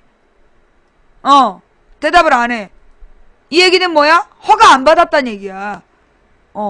도대체 이 위수 지역을 이탈해서 석사 박사를 그게 몇 년에 걸쳐서 석사 박사를 따도록 허락해준 지휘관이 누구냐라고 대라니까, 못 됐어요. 네. 그 다음에 뭐 자기는 평생 투기를 한 적은 없다. 투기를 한 적은 없다는 거야. 집을 2채를 가지고 시세차익 20억을 얻은 적은 있지만 투기를 한 적은 없다. 아니 집이 2채에 시세차익 20억이 투기가 아니면 나는 물어보고 싶어. 투기가 뭐냐고. 대기 생각하는 투기가 뭐냐고 나는 진짜 진지하게 물어보고 싶다니까. 거기다가 이제 오늘 그 문체부 장관 상습적 음주운전.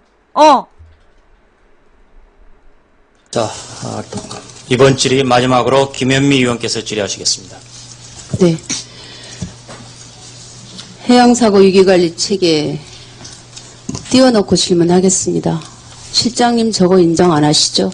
법이 바뀌었기 때문에 이제 모든 건 중대본에 있다 이렇게 생각하시는 거죠. 그렇지만 이 매뉴얼 폐기됐습니까? 안 폐기됐습니까? 폐기 안 됐습니다. 살아있습니다. 그래서 해경은 저렇게 했습니다.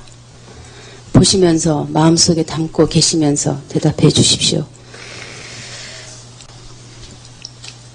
대통령께서 또 어머 구체적으로는 안 하셨고, 그러면 대통령께서 여기에 구조 관련해서 전문가이십니까? 그러니까 그거는 아마 단답형으로 대통령께서 구조 관련 전문가이십니까? 저희는 뭐 아까 대통령께서 김광진이랑 구조 전문가라고 아니시죠. 그러면은 이런 해양 사고에 있어서 해경 특공대가 가야 된다라고 하는 판단을 대통령께서 내리실 전문적 지식이 있으십니까? 없으십니까? 그래서 언제요? 전화 통화 중에 10시 15분에 그 전화를 주셨을 때 상황 보고를 드리고 그걸 듣고 나서 지시를 하셨습니다. 그런데 이 상황에서 해경 특공대가 적절한 조치였다고 생각하십니까? 예, 저희는 그렇게 생각합니다. 엉터리입니다. 그래서 발로 이렇게 됐습니다.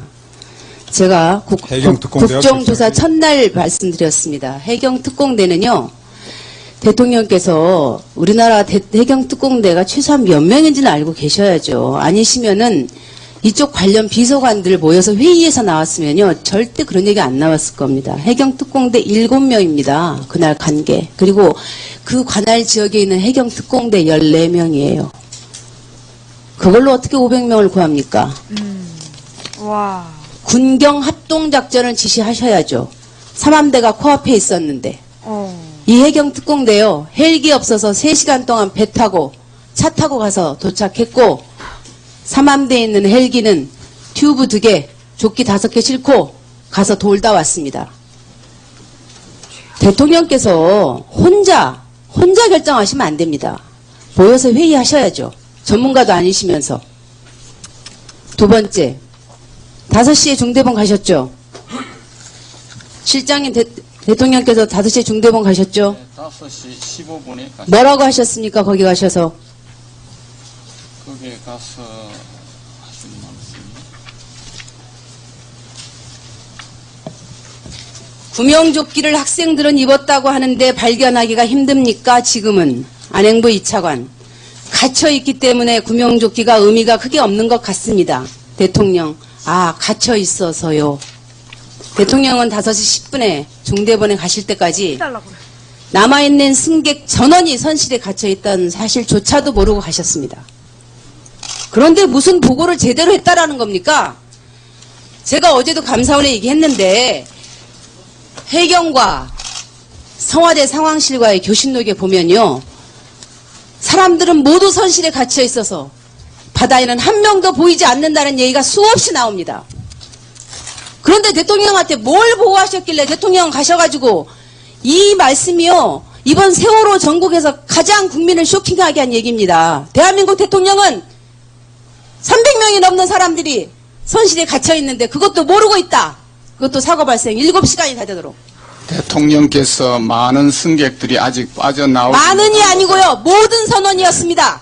빠져나오지 실장님. 못한 것으로 알고 있다고 두 차례 실장님, 말씀하셨습니다. 많은이 아니고 모든이라고요. 모든과 많은이 다르죠. 배의 상황을 그만큼 모르고 있었다는 겁니다. 청와대가. 그런데 지금 오셔가지고 청와대는 컨트롤 타워가 아니고 해경청장한테 이렇게 지시하는 전화하시면 대통령이 임무를 다 하십니까? 대통령이 이 나라의 응원단입니까? 격려전 하신 겁니까? 많은 승객들이 빠져나오지 못한 많은이 아니고 것으로 모든이라고요. 몇 번씩 말씀드립니까? 네, 많은이라고 실장님, 말씀하셨죠. 반복하지 마십시오. 네. 모든입니다. 모든 승객이 빠져나오지 않은 건 사실이 아닙니다. 구조된 분들이 있었기 때문에. 저장님. 그래서 배에 갇혀 있는 사람들이 선실 밖이지만 배에 갇혀 있던 사람들이 나중에 떠오르죠. 지금 그 얘기 하시려는 겁니까? 청와대가 이렇게 된 데에는 청와대 시스템에 문제가 있는 겁니다. 어떻게 수백 명의 아이들이 물속에 있는데 대통령께서 단 한 번 회의를 소집하지 않을 수가 있습니까? 내 새끼라면 그렇게 하겠습니까? 내 새끼가 물속에 갇혀 있는데 어떻게 대통령이 돼가지고 하루 종일 회의를 안 합니까? 회의를. 그러니까 말이야. 보고서만 받아보고 전화만 받으면 됩니까? 이게 나랍니까? 지금 대한민국이 상소를 잃은 조선시대입니까? 비서실장님, 이러는 거 아닙니다. 이게 지금 잘하는 시스템이라고 여기 와서 그렇게 얘기하십니까? 김 의원님, 실장님. 어머, 저 이름 부르는 거 저도 봐. 드릴 말씀이 있습니다. 들을 말씀 없으시고 실장님은 사직하셔야 됩니다. 즉각 물러나십시오. 예. 김현미 의원님 못지않게 저도 유족보다 더 아픈 마음을 갖고 있습니다. 그렇습니까? 네, 그럼 물러나십시오. 결코 가볍게 보지 않습니다. 예. 결코 가볍게 보지 않아서 이게 자. 거의 가짜 눈물 짜내고 자, 정리하십시오. 조문연치하고 자, 저기 조윤선 정무께서 지금 정무수석께서 들어오셨는데요. 아까 회의 도중에 갑자기 이렇게 자리를 뜨신 것은 왜 그렇게 되셨습니까? 설명하시고 사과하십시오. 자리에 나와서 마이크 나와서 설명하시고 사과하십시오.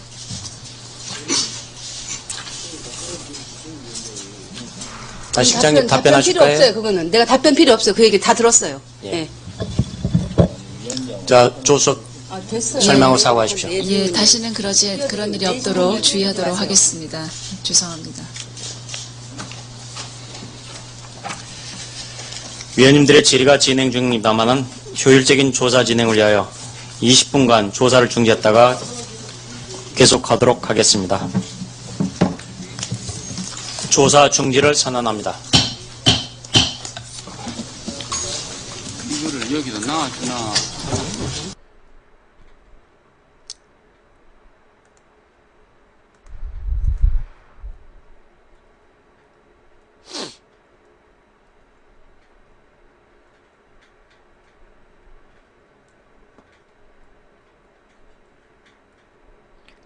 지금 저 국정조사장에 유가족들이 가 있어요.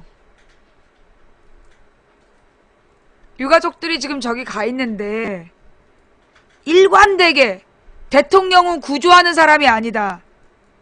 그러면 구조 시스템을 갖추고 있어야 될 거 아니야. 구조 시스템이 개판이었던 거 아니야. 구조 시스템에 제대로 지휘를 못한 문제를 묻고 있는데 대통령이 구조하는 사람이 아니다. 재난 컨트롤 타워라고 여러 매뉴얼에 있는데 왜 제때 지시하지 못했느냐? 지시했다.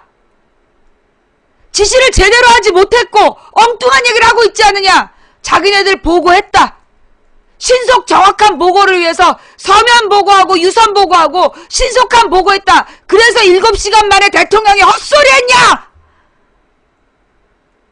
김현미 의원 많지. 자기도 마음이 아프다. 그래서 가짜 눈물 짜내고 조문 연출하고 그 지랄한 거냐?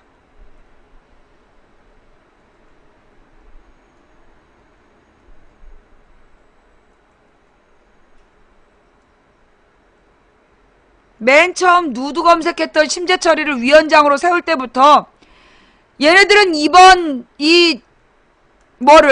국정조사를 파행시키려고 작정을 한 거야. 개소리 새소리 해가지고 이번 국정조사에서 시간 끌고 대충 때우기, 그게 목적이었던 거야. 저 자리에 앉아있는 저 유가족들은 어떻겠냐고. 지금 이 시간 엄마들은 1000만 명 서명운동을 위해서 전국을 헤집고 다니고 있고 10박 11일 동안 이 세월호 유가족 엄마들이 세월호 특별법 만들어달라고 서명운동하러 지금 전국을 떠돌고 있어. 지금 이 시간 아이들을 잃은 아버지 둘은 십자가에 노란 리본을 매달고 이 폭염 속을 걷고 있어. 그런데 사고 당일 대통령은 7시간 동안 어디에 있었는지도 몰라. 관계자 회의도 안 했어. 그게 지금 현장에서 들통이 나고 있는데 반성을 안 해. 자기들은 제대로 했대잖아. 정말 씨발이야.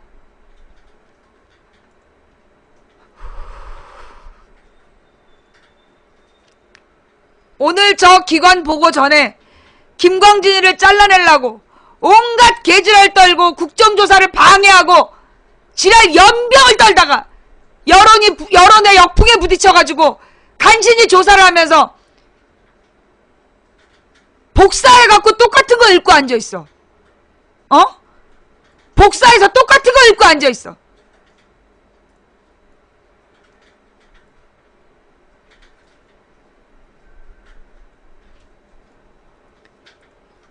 우리가 지금까지 본 국정조사의 핵심 내용은 대통령에게 신속한 보고를 위해서 서면으로 유선으로 수십 차례 보고했다는 대통령 비서실장의 주장과는 달리 대통령은 7시간 뒤에 뻘소리, 헛소리를 생방송으로 하는 바람에 온 국민을 멘붕을 시켰습니다.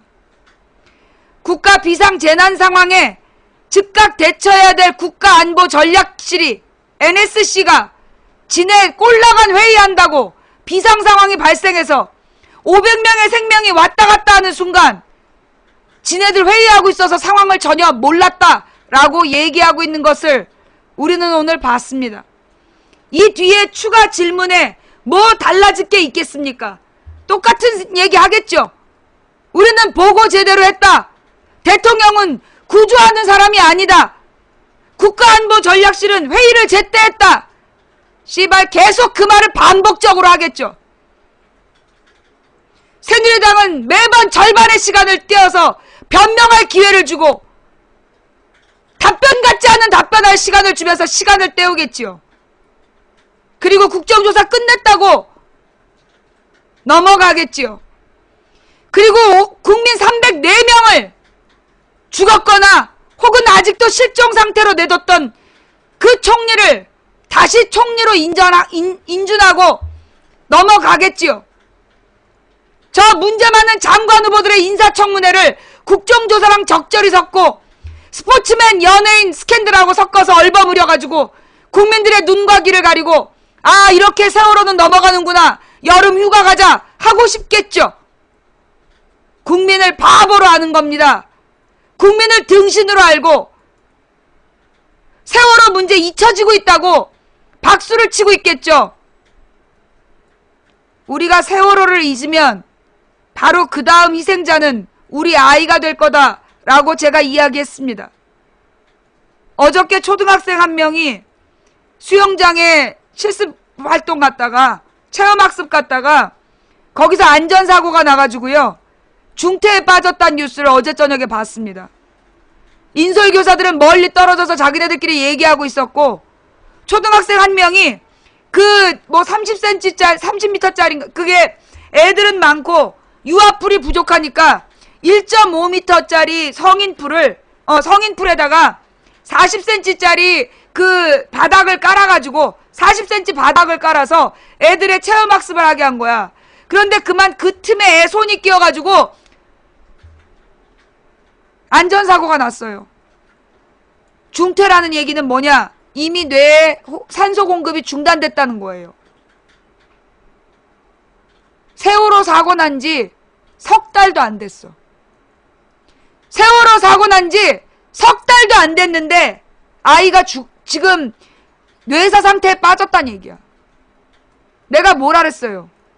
세월호를 잊으면, 세월호에 대해서 관심을 끊으면 그 다음 피해자는 누가 될 거다? 나와 내 아이가 될 거다.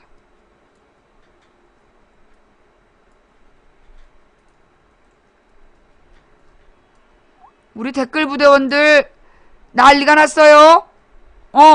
아주 난리가 났어. 환장하겠지?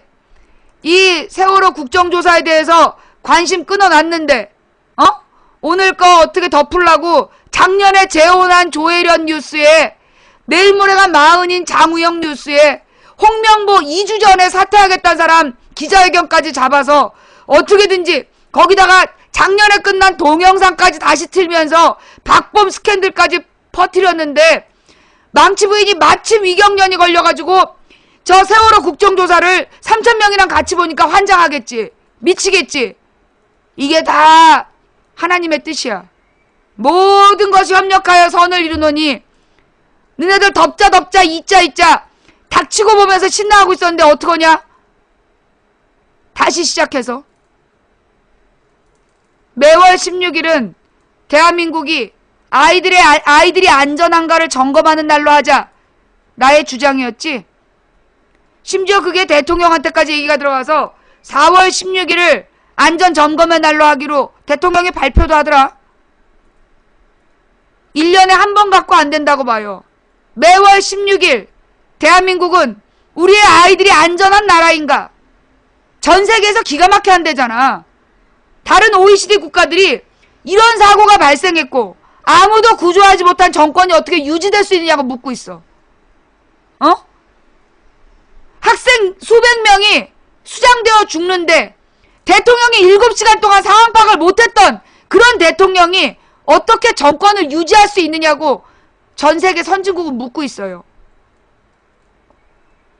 어른 노동자가 일하다가 죽었다 그러면 기겁을 하는 나라 사람들이 어떻게 일을 하다 죽나요? 죽을 수가 있나요? 라고 묻는 사람들이 우리의 아이들이 이런 개 같은 배에서 허가받은 운항 속에서 정부의 뭘 받아서 푸시 한마디로 정부의 강요로 배 타고 수학여행 가다가 그렇게 죽어가는데 이토록 무능했다란 이야기를 들으면서 애들이 그렇게 죽었는데 정권이 어떻게 유지되고 있나요? 라고 묻고 있습니다.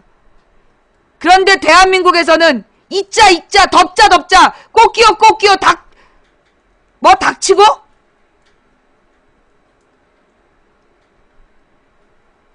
이건 국민을 짐승으로 보는 거예요. 국민을 원숭이로 보고 짐승으로 보는 거야. 원숭이 수준으로도 안 보는 거야. 지네가 이렇게 덮으면 덮이는 국민으로 아는 거야. 옛날에 덮였어요. 옛날에 매스미디어 시절 박정희가 전두환이 정치하던 시절에는요. 중앙일보, 조선일보, 동아일보, KBS, MBC가 덮으면 덮였어요. 그래서 수백 명의 국민이 총살당하고 있었던 광주항쟁도 온 국민이 모르고 넘어갔어요.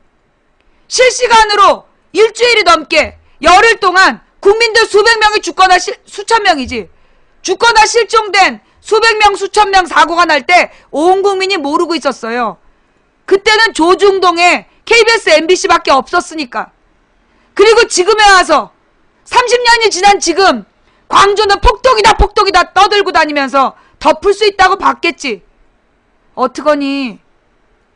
대한민국에 인터넷이라는 게 있고 인터넷 환경 속에서 국민들이 정보를 교류하고 있고 거기다 기업이 큰일 했지. 스마트폰의 데이터를 통해서 지금 이 시간 망치부인 방송을 보고 있는 사람이 1000명이야. 모바일로 보고 있는 사람이 1000명이야. 너희들이 숨기고 싶은 진실 이제 숨길 수가 없어. 실시간으로 지켜봤는데 저게 어떻게 잊혀지겠니? 케이블 방송이 발달해서 우리는 그 4월 16일 아침 배가 침몰하고 있다. 그런데 대통령이 SSU UDT를 동원해서 구조 작업하고 있다. 심지어 미군 부대도 출동했다. 전원 구조했다. 이런 개뻥을 보면서 6시간을 보냈어 우리가. 아침 9시 40분부터 3시까지 3시 반까지 전원 구조했다는 개뻥을 보면서 온 국민이 놀아났다고. 그래서 국민들이 깨어나기 시작한 거야. 아 씨발 내가 살고 있는 대한민국이 이게 뭐야? 전원 구조라며. 대통령이 SSU UDT를 동원해서 전원 구조했다며. 다단고 학생들은 대부분 구조됐다며. 그래서 엄마들이 가라입으로 챙겨갖고 내려갔다며. 그런데 한 명도 살아오질 못했어. 한 명도. 그리고 이제 잊자, 덮자. 그래, 잊자 덮자 얘기하는 네가 길에서 칼 맞아 죽으면 우리가 그 범인이 누군지 관심도 두지 않고 잊어줄게. 세월호 지겹지도 않냐? 이제 덮자 잊자. 그런 네가 가장 사랑하는 사람이 길에서 맞아 죽어도 어떤 놈이 맞아 때려 죽였는지 궁금해하지도 않고 잊어줄게. 네가 그렇게 좀 당해와라. 그럼 우리가 세월호 잊어줄게. 매일 아침 한겨레 신문이 올 때마다 한쪽에 아이들의 그림이 나와요. 애들의 그림이 나오고 그림 밑에는 그 애에게 보내는 가족의 편지가 나와. 그리고 그 밑에는 그 아이가 어떤 아이였는지에 대한 설명이 나와. 그거를 볼 때마다 억장이 얼마나 무너지는 줄 알아요? 그림을 볼 때마다 애들이 요즘에 다 똑같잖아. 긴 머리에 안경 쓰고. 어머, 그림 속에 우리 딸이 있네. 어머, 그림 속에 우리 조카가 있네. 그림 속에 우리 남자 조카가 있네. 잊으라고? 너는 얼마나 대가리가 나쁘면 그게 잊혀지냐? 생떼 같은 애들이 그렇게 죽어갔는데 얼마나 대가리들이 나쁘면 그게 잊혀지냐? 그리고 잊으라고 강요할 수가 있냐, 이 씨발놈들아. 너네는 대가리가 나빠서 그게 잊혀지는지 모르겠지만 나는 매일 아침 침대에서 일어나는 내 딸을 볼 때마다 그 부모들이 아침마다 자식을 품에 안고 싶어서 얼마나 심장이 녹아내릴까를 생각하면 나는 잊혀지지가 않는다. 내가 머리가 좋아서가 아니라 우리 조카가 이모 그리고 떠들고 들어올 때마다 그 수많은 친인척들이, 그렇게 죽어간 아이들을 가진 수많은 친인척들이 명절 때마다 모여서 어떤 마음일까? 이 여름 휴가를 가서 어떤 마음일까? 지금도 팽목항의 체육관에는 아이를 찾지도 못한 부모가 11명이야. 가족을 찾지도 못하고 11가족이 그 팽목항 진도 체육관에서 미쳐 돌아가고 있어. 내가 한 번 가보고 질려서 못 가겠어. 사람들이 웃는데 소름이 끼쳐. 유가족들이 실실실실 웃는 거야. 근데 말의 앞뒤에 문맥이 안 맞아. 문맥이 안 맞는 얘기를 하면서 막 웃어. 난민처럼 깔려있는 그 체육관의 이불들, 그 떼탄 이불들 속에서 앞뒤가 안 맞는 얘기하면서 실실실실 웃고 있고, 자식이 죽은 유가족인데 거기 왜 와 있냐고 물어보니까 집에 못 있겠대. 애들이 집에서 돌아오는 시간이 되면 문 열고 들어와서 엄마 다녀왔어요 하고 가방 집어던질까봐 집에 못 있겠대. 그래서 유가족들이 거기 가 있다는 거야. 거기서 나와서 나는 다시 갈 수가 없어.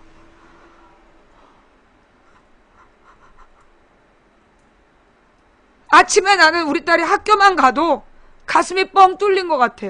가슴에 구멍이 난 것 같아. 애가 학교에서 돌아오는 시간 동안 그 아이를 애가 무사할까? 제대로 돌아올까? 학교에 가서 별일 없을까? 친구들하고 싸우진 않을까? 혹시 선생님이 괴롭히지 않을까? 그런 걱정 전전긍긍하다가 애가 돌아오면 그 땀 냄새 나고 비린내 나는 거 그거 끌어안고 오늘도 무사히 돌아왔구나. 그렇게 하루가 마감이 돼. 그 부모들이 어떻겠어? 그 부모들이 어떻겠냐고. 이제 고2면요. 애들이 중3 때, 중2 때 사고를 쳐요. 중2, 중3 때 난동을 피우다가 중학생이 되면 철이 들어. 그래서 이제 고등학생이 되면 엄마 아빠하고 대화도 하고 엄마 아빠한테 지네가 중2, 중3 때 잘못한 거 미안하다고 엄마 아빠한테 잘하려고 애써요.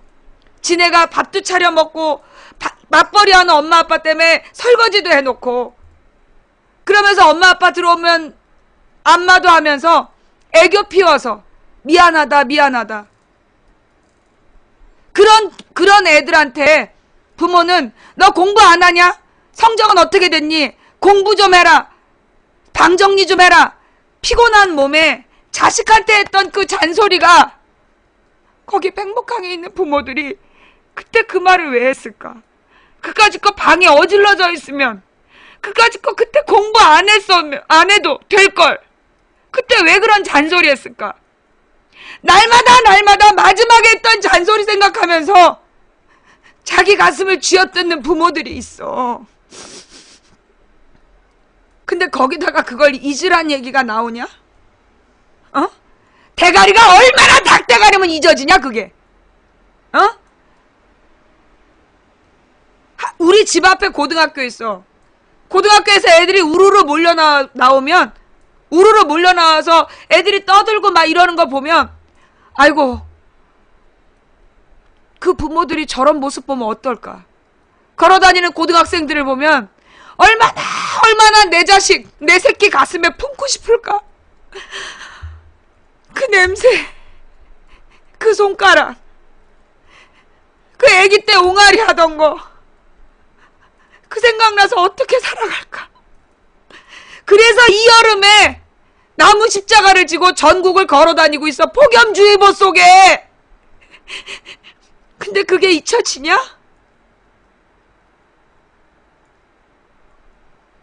그게 잊혀지냐?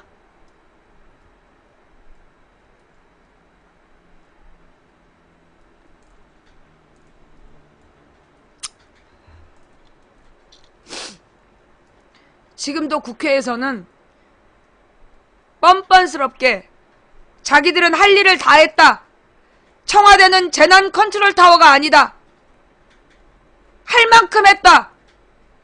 죽은 건 안타깝지만 배가 문제다. 6,000톤짜리 배가 그렇게 쉽게 가라앉을 줄 몰랐다. 씨발 배가 문제야. 해경이 가서 납작 납치해온 선장이 탈출해서 문제고 그 큰 배가 그렇게 쉽게 가라앉아서 배가 문제고 지네는 잘못한 거 없고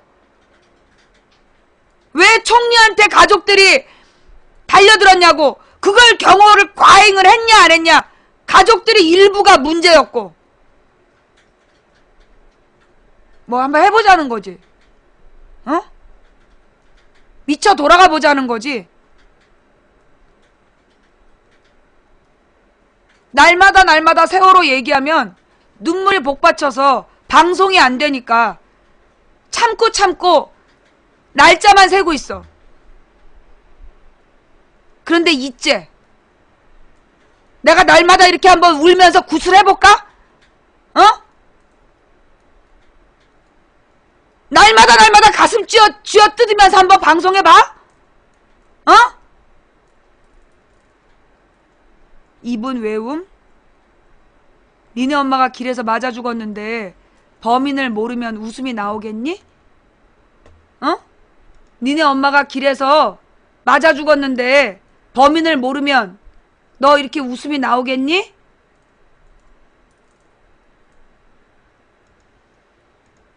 그래. 우리가 니네 부모가 니네 부모나 네 자식이 어디서 맞아 죽거나 아주 흉측한 사고를 당해서 범인을 모르고 니네들 이 가슴이 찢어질 때 우리가 그때 킥킥거리고 웃어주마. 됐냐? 어?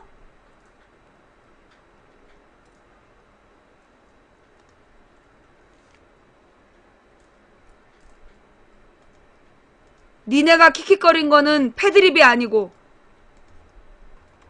웃고 자빠진 거 비판하면 그거는 패드립이야?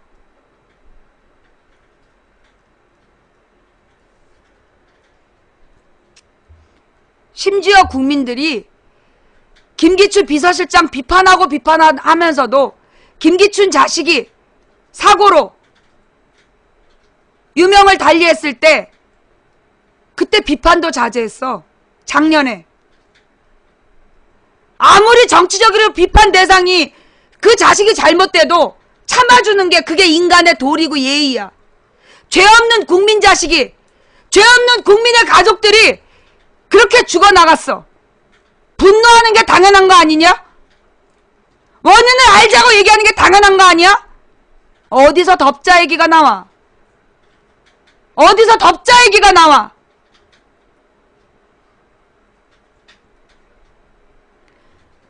십 16일 날요.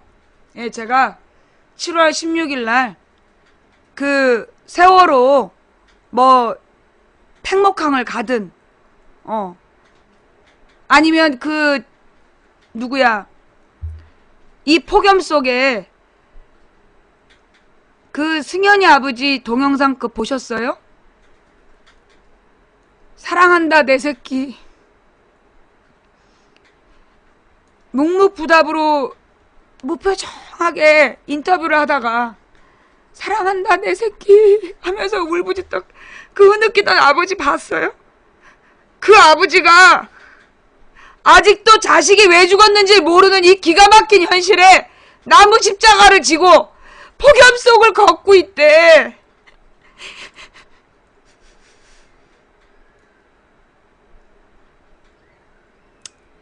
우리 16일 날은 그분들이 어디서 뭐하고 계시는지 관심을 갖는 시간을 가졌으면 좋겠습니다. 오늘 뭐 얘기를 할 만한 게 많지만 오늘 저 말도 안 돼. 앞으로 아마 저기 어떤 뻘짓거리를 하는지 추가 질문에 어떤 뻘짓거리를 하는지 여러분 그 팩트TV를 통해서 확인해 주시고요. 예. 저는 오늘 제가 이제 그 16일 날 어떻게 그분들을 만날 건가 의논하느라고 오늘 방송 여기서 접을게요. 제가 지금 위장이 잘 풀리지를 않아가지고, 예, 오늘 그 위경련이 좀 너무 오래 가니까, 이게 내일 좀 병원을 가보든지, 오늘 방송 부실해서 죄송합니다. 제대로 된 긴 이야기 방송 같이 못해드려서 죄송하고요. 오늘 방송은 이 정도로 정리할게요. 아니다. 혹시 꼭 망치부이랑 같이 봐야 되는, 예, 우리 방송에서 꼭 같이 봐야 되는 무슨 동영상 뉴스나 있습니까? 뭐 이렇게 국민TV나 뭐 손석희 뉴스나 이거 꼭 같이 봐야 된다. 그런 거 있습니까?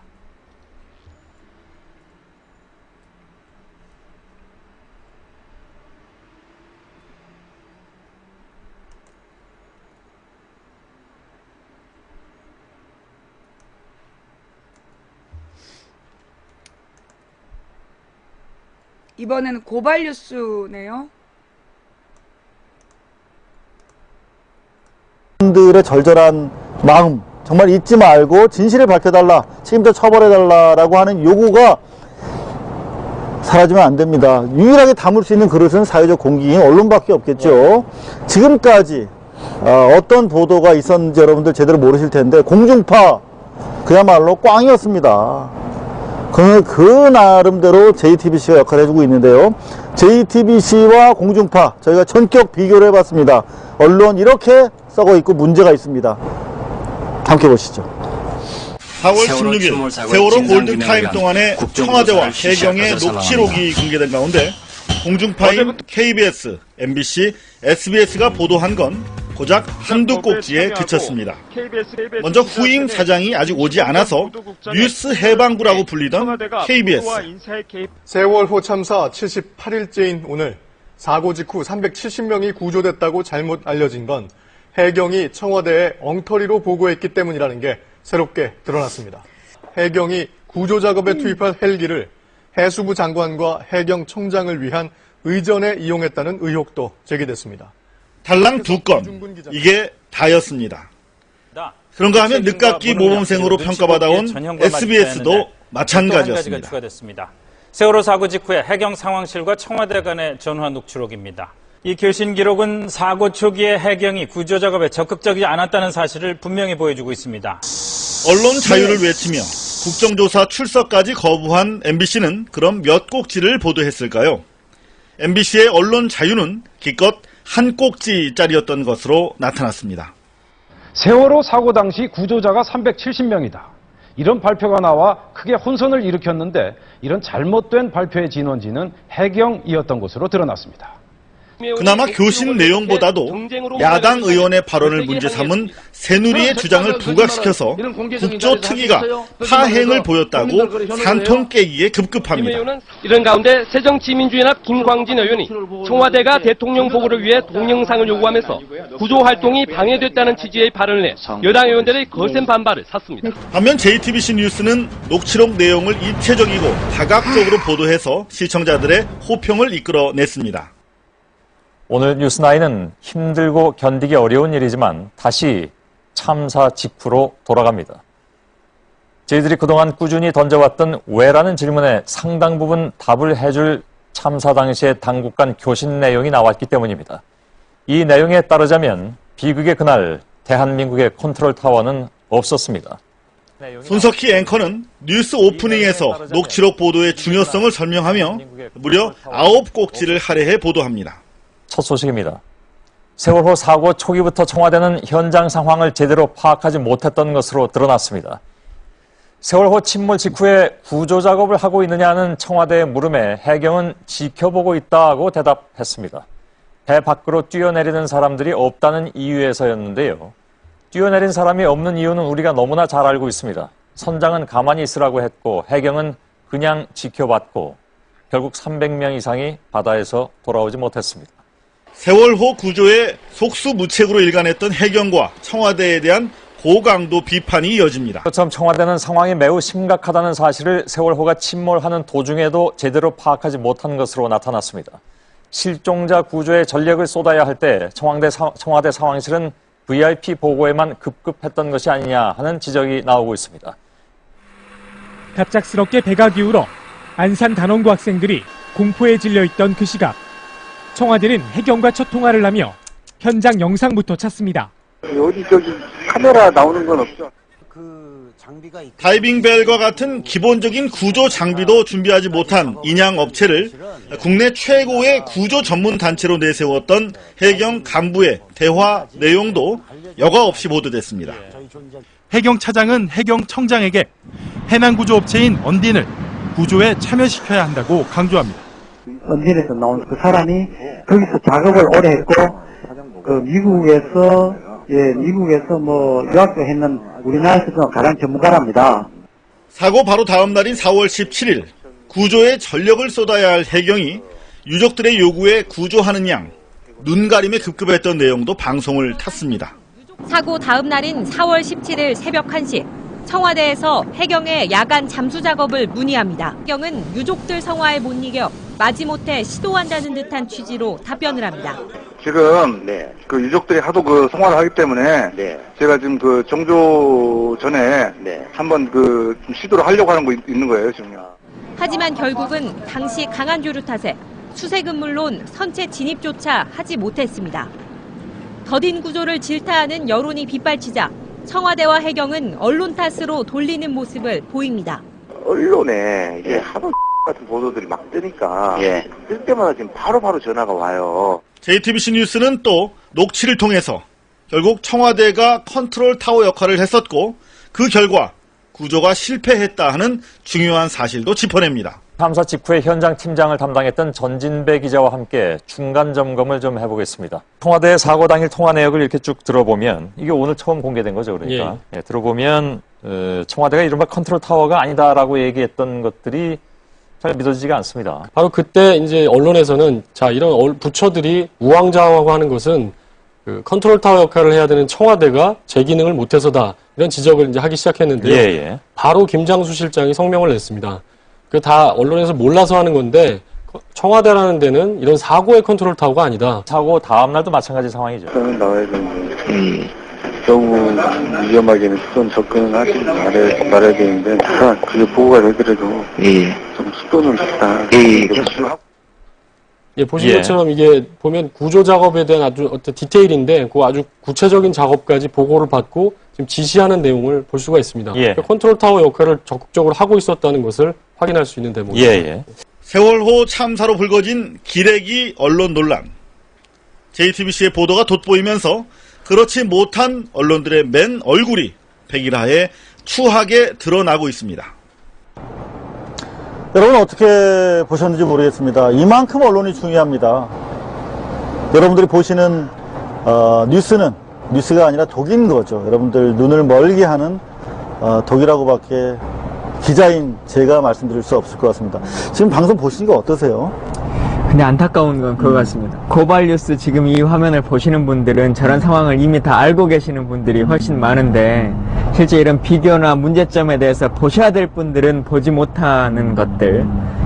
그래서 사실은 다수가 보는 공중파가 제대로 해줘야 되는 거 아니겠습니까? 그런 안타까움이 좀 있는 것 같습니다. 어떠세요? 지금 방송 보시면서 참 많은 생각을 지금 오가고 계실 것 같은데. 뭐 많은 생각은 사실 하지 않고 있습니다. 우리가 지나치게 많이 생각하는 겁니다.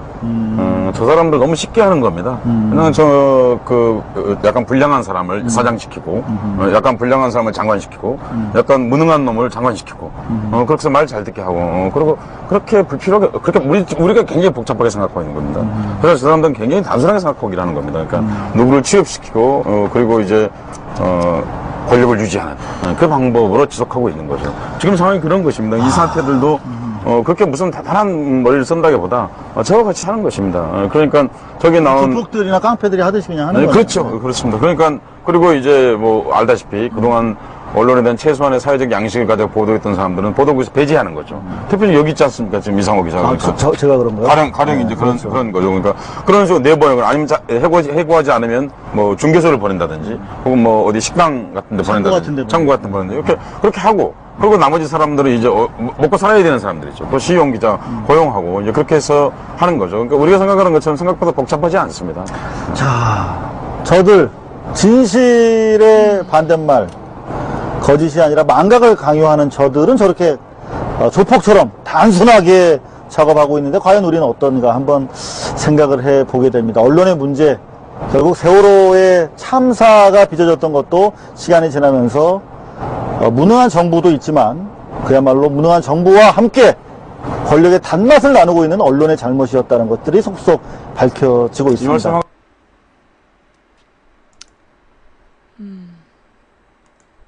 이게 이제 그 고발뉴스에서 그 참세상 세월호님이 이렇게 그 편집을 하셔가지고 중요한 부분만 이제 같이 보게 하신 것 같아요. 네, 오늘 이렇게 주제하고도 맞아 떨어지고 이 언론이 소위 이 국민을 속이려고 작정한 이 언론들의 작태와 그리고 진실을 추구하는 언론을 명확히 비교해낸 이 부분이 아니었던가 싶고요. 여러분 그 망치부인 방송은 오늘은 이걸로 접겠습니다. 오늘 방송은 이걸로 정리할 테니 여러분 더 많이 세월호 국정조사 궁금하신 분들은 제가 몸 상태가 안 좋아서 더는 어려울 것 같고요. 지금도 세월호 국정조사 다시 시작됐습니다. 많은 관심 가져주시고요. 내일 또 관련 이야기 이어갈 수 있으면 좋겠습니다. 지금까지 도봉구 창동산업 불량주부 망치부인이었고요. 시청해주신 모든 분들께 감사드립니다. 그리고 처음부터 끝까지 시청해주신 여러분께 진심으로 감사드립니다. 또 추천해주신 2,928분께 진심으로 감사드리고 각방에서 고생하신 매니저님들 감사합니다. 그리고 이 후원해주신 예, 이 별풍선과 스티커로 후원해주신, 초콜릿으로 후원해주신 모든 분들께 감사드리면서, 예, 제가 일일이 이름 불러서 감사 인사 못 드린 점 대단히 죄송합니다. 함께 해주신 여러분 감사드립니다. 내일 낮 1시에 망치부인 방송 시작하겠습니다. 감사합니다. 감사합니다.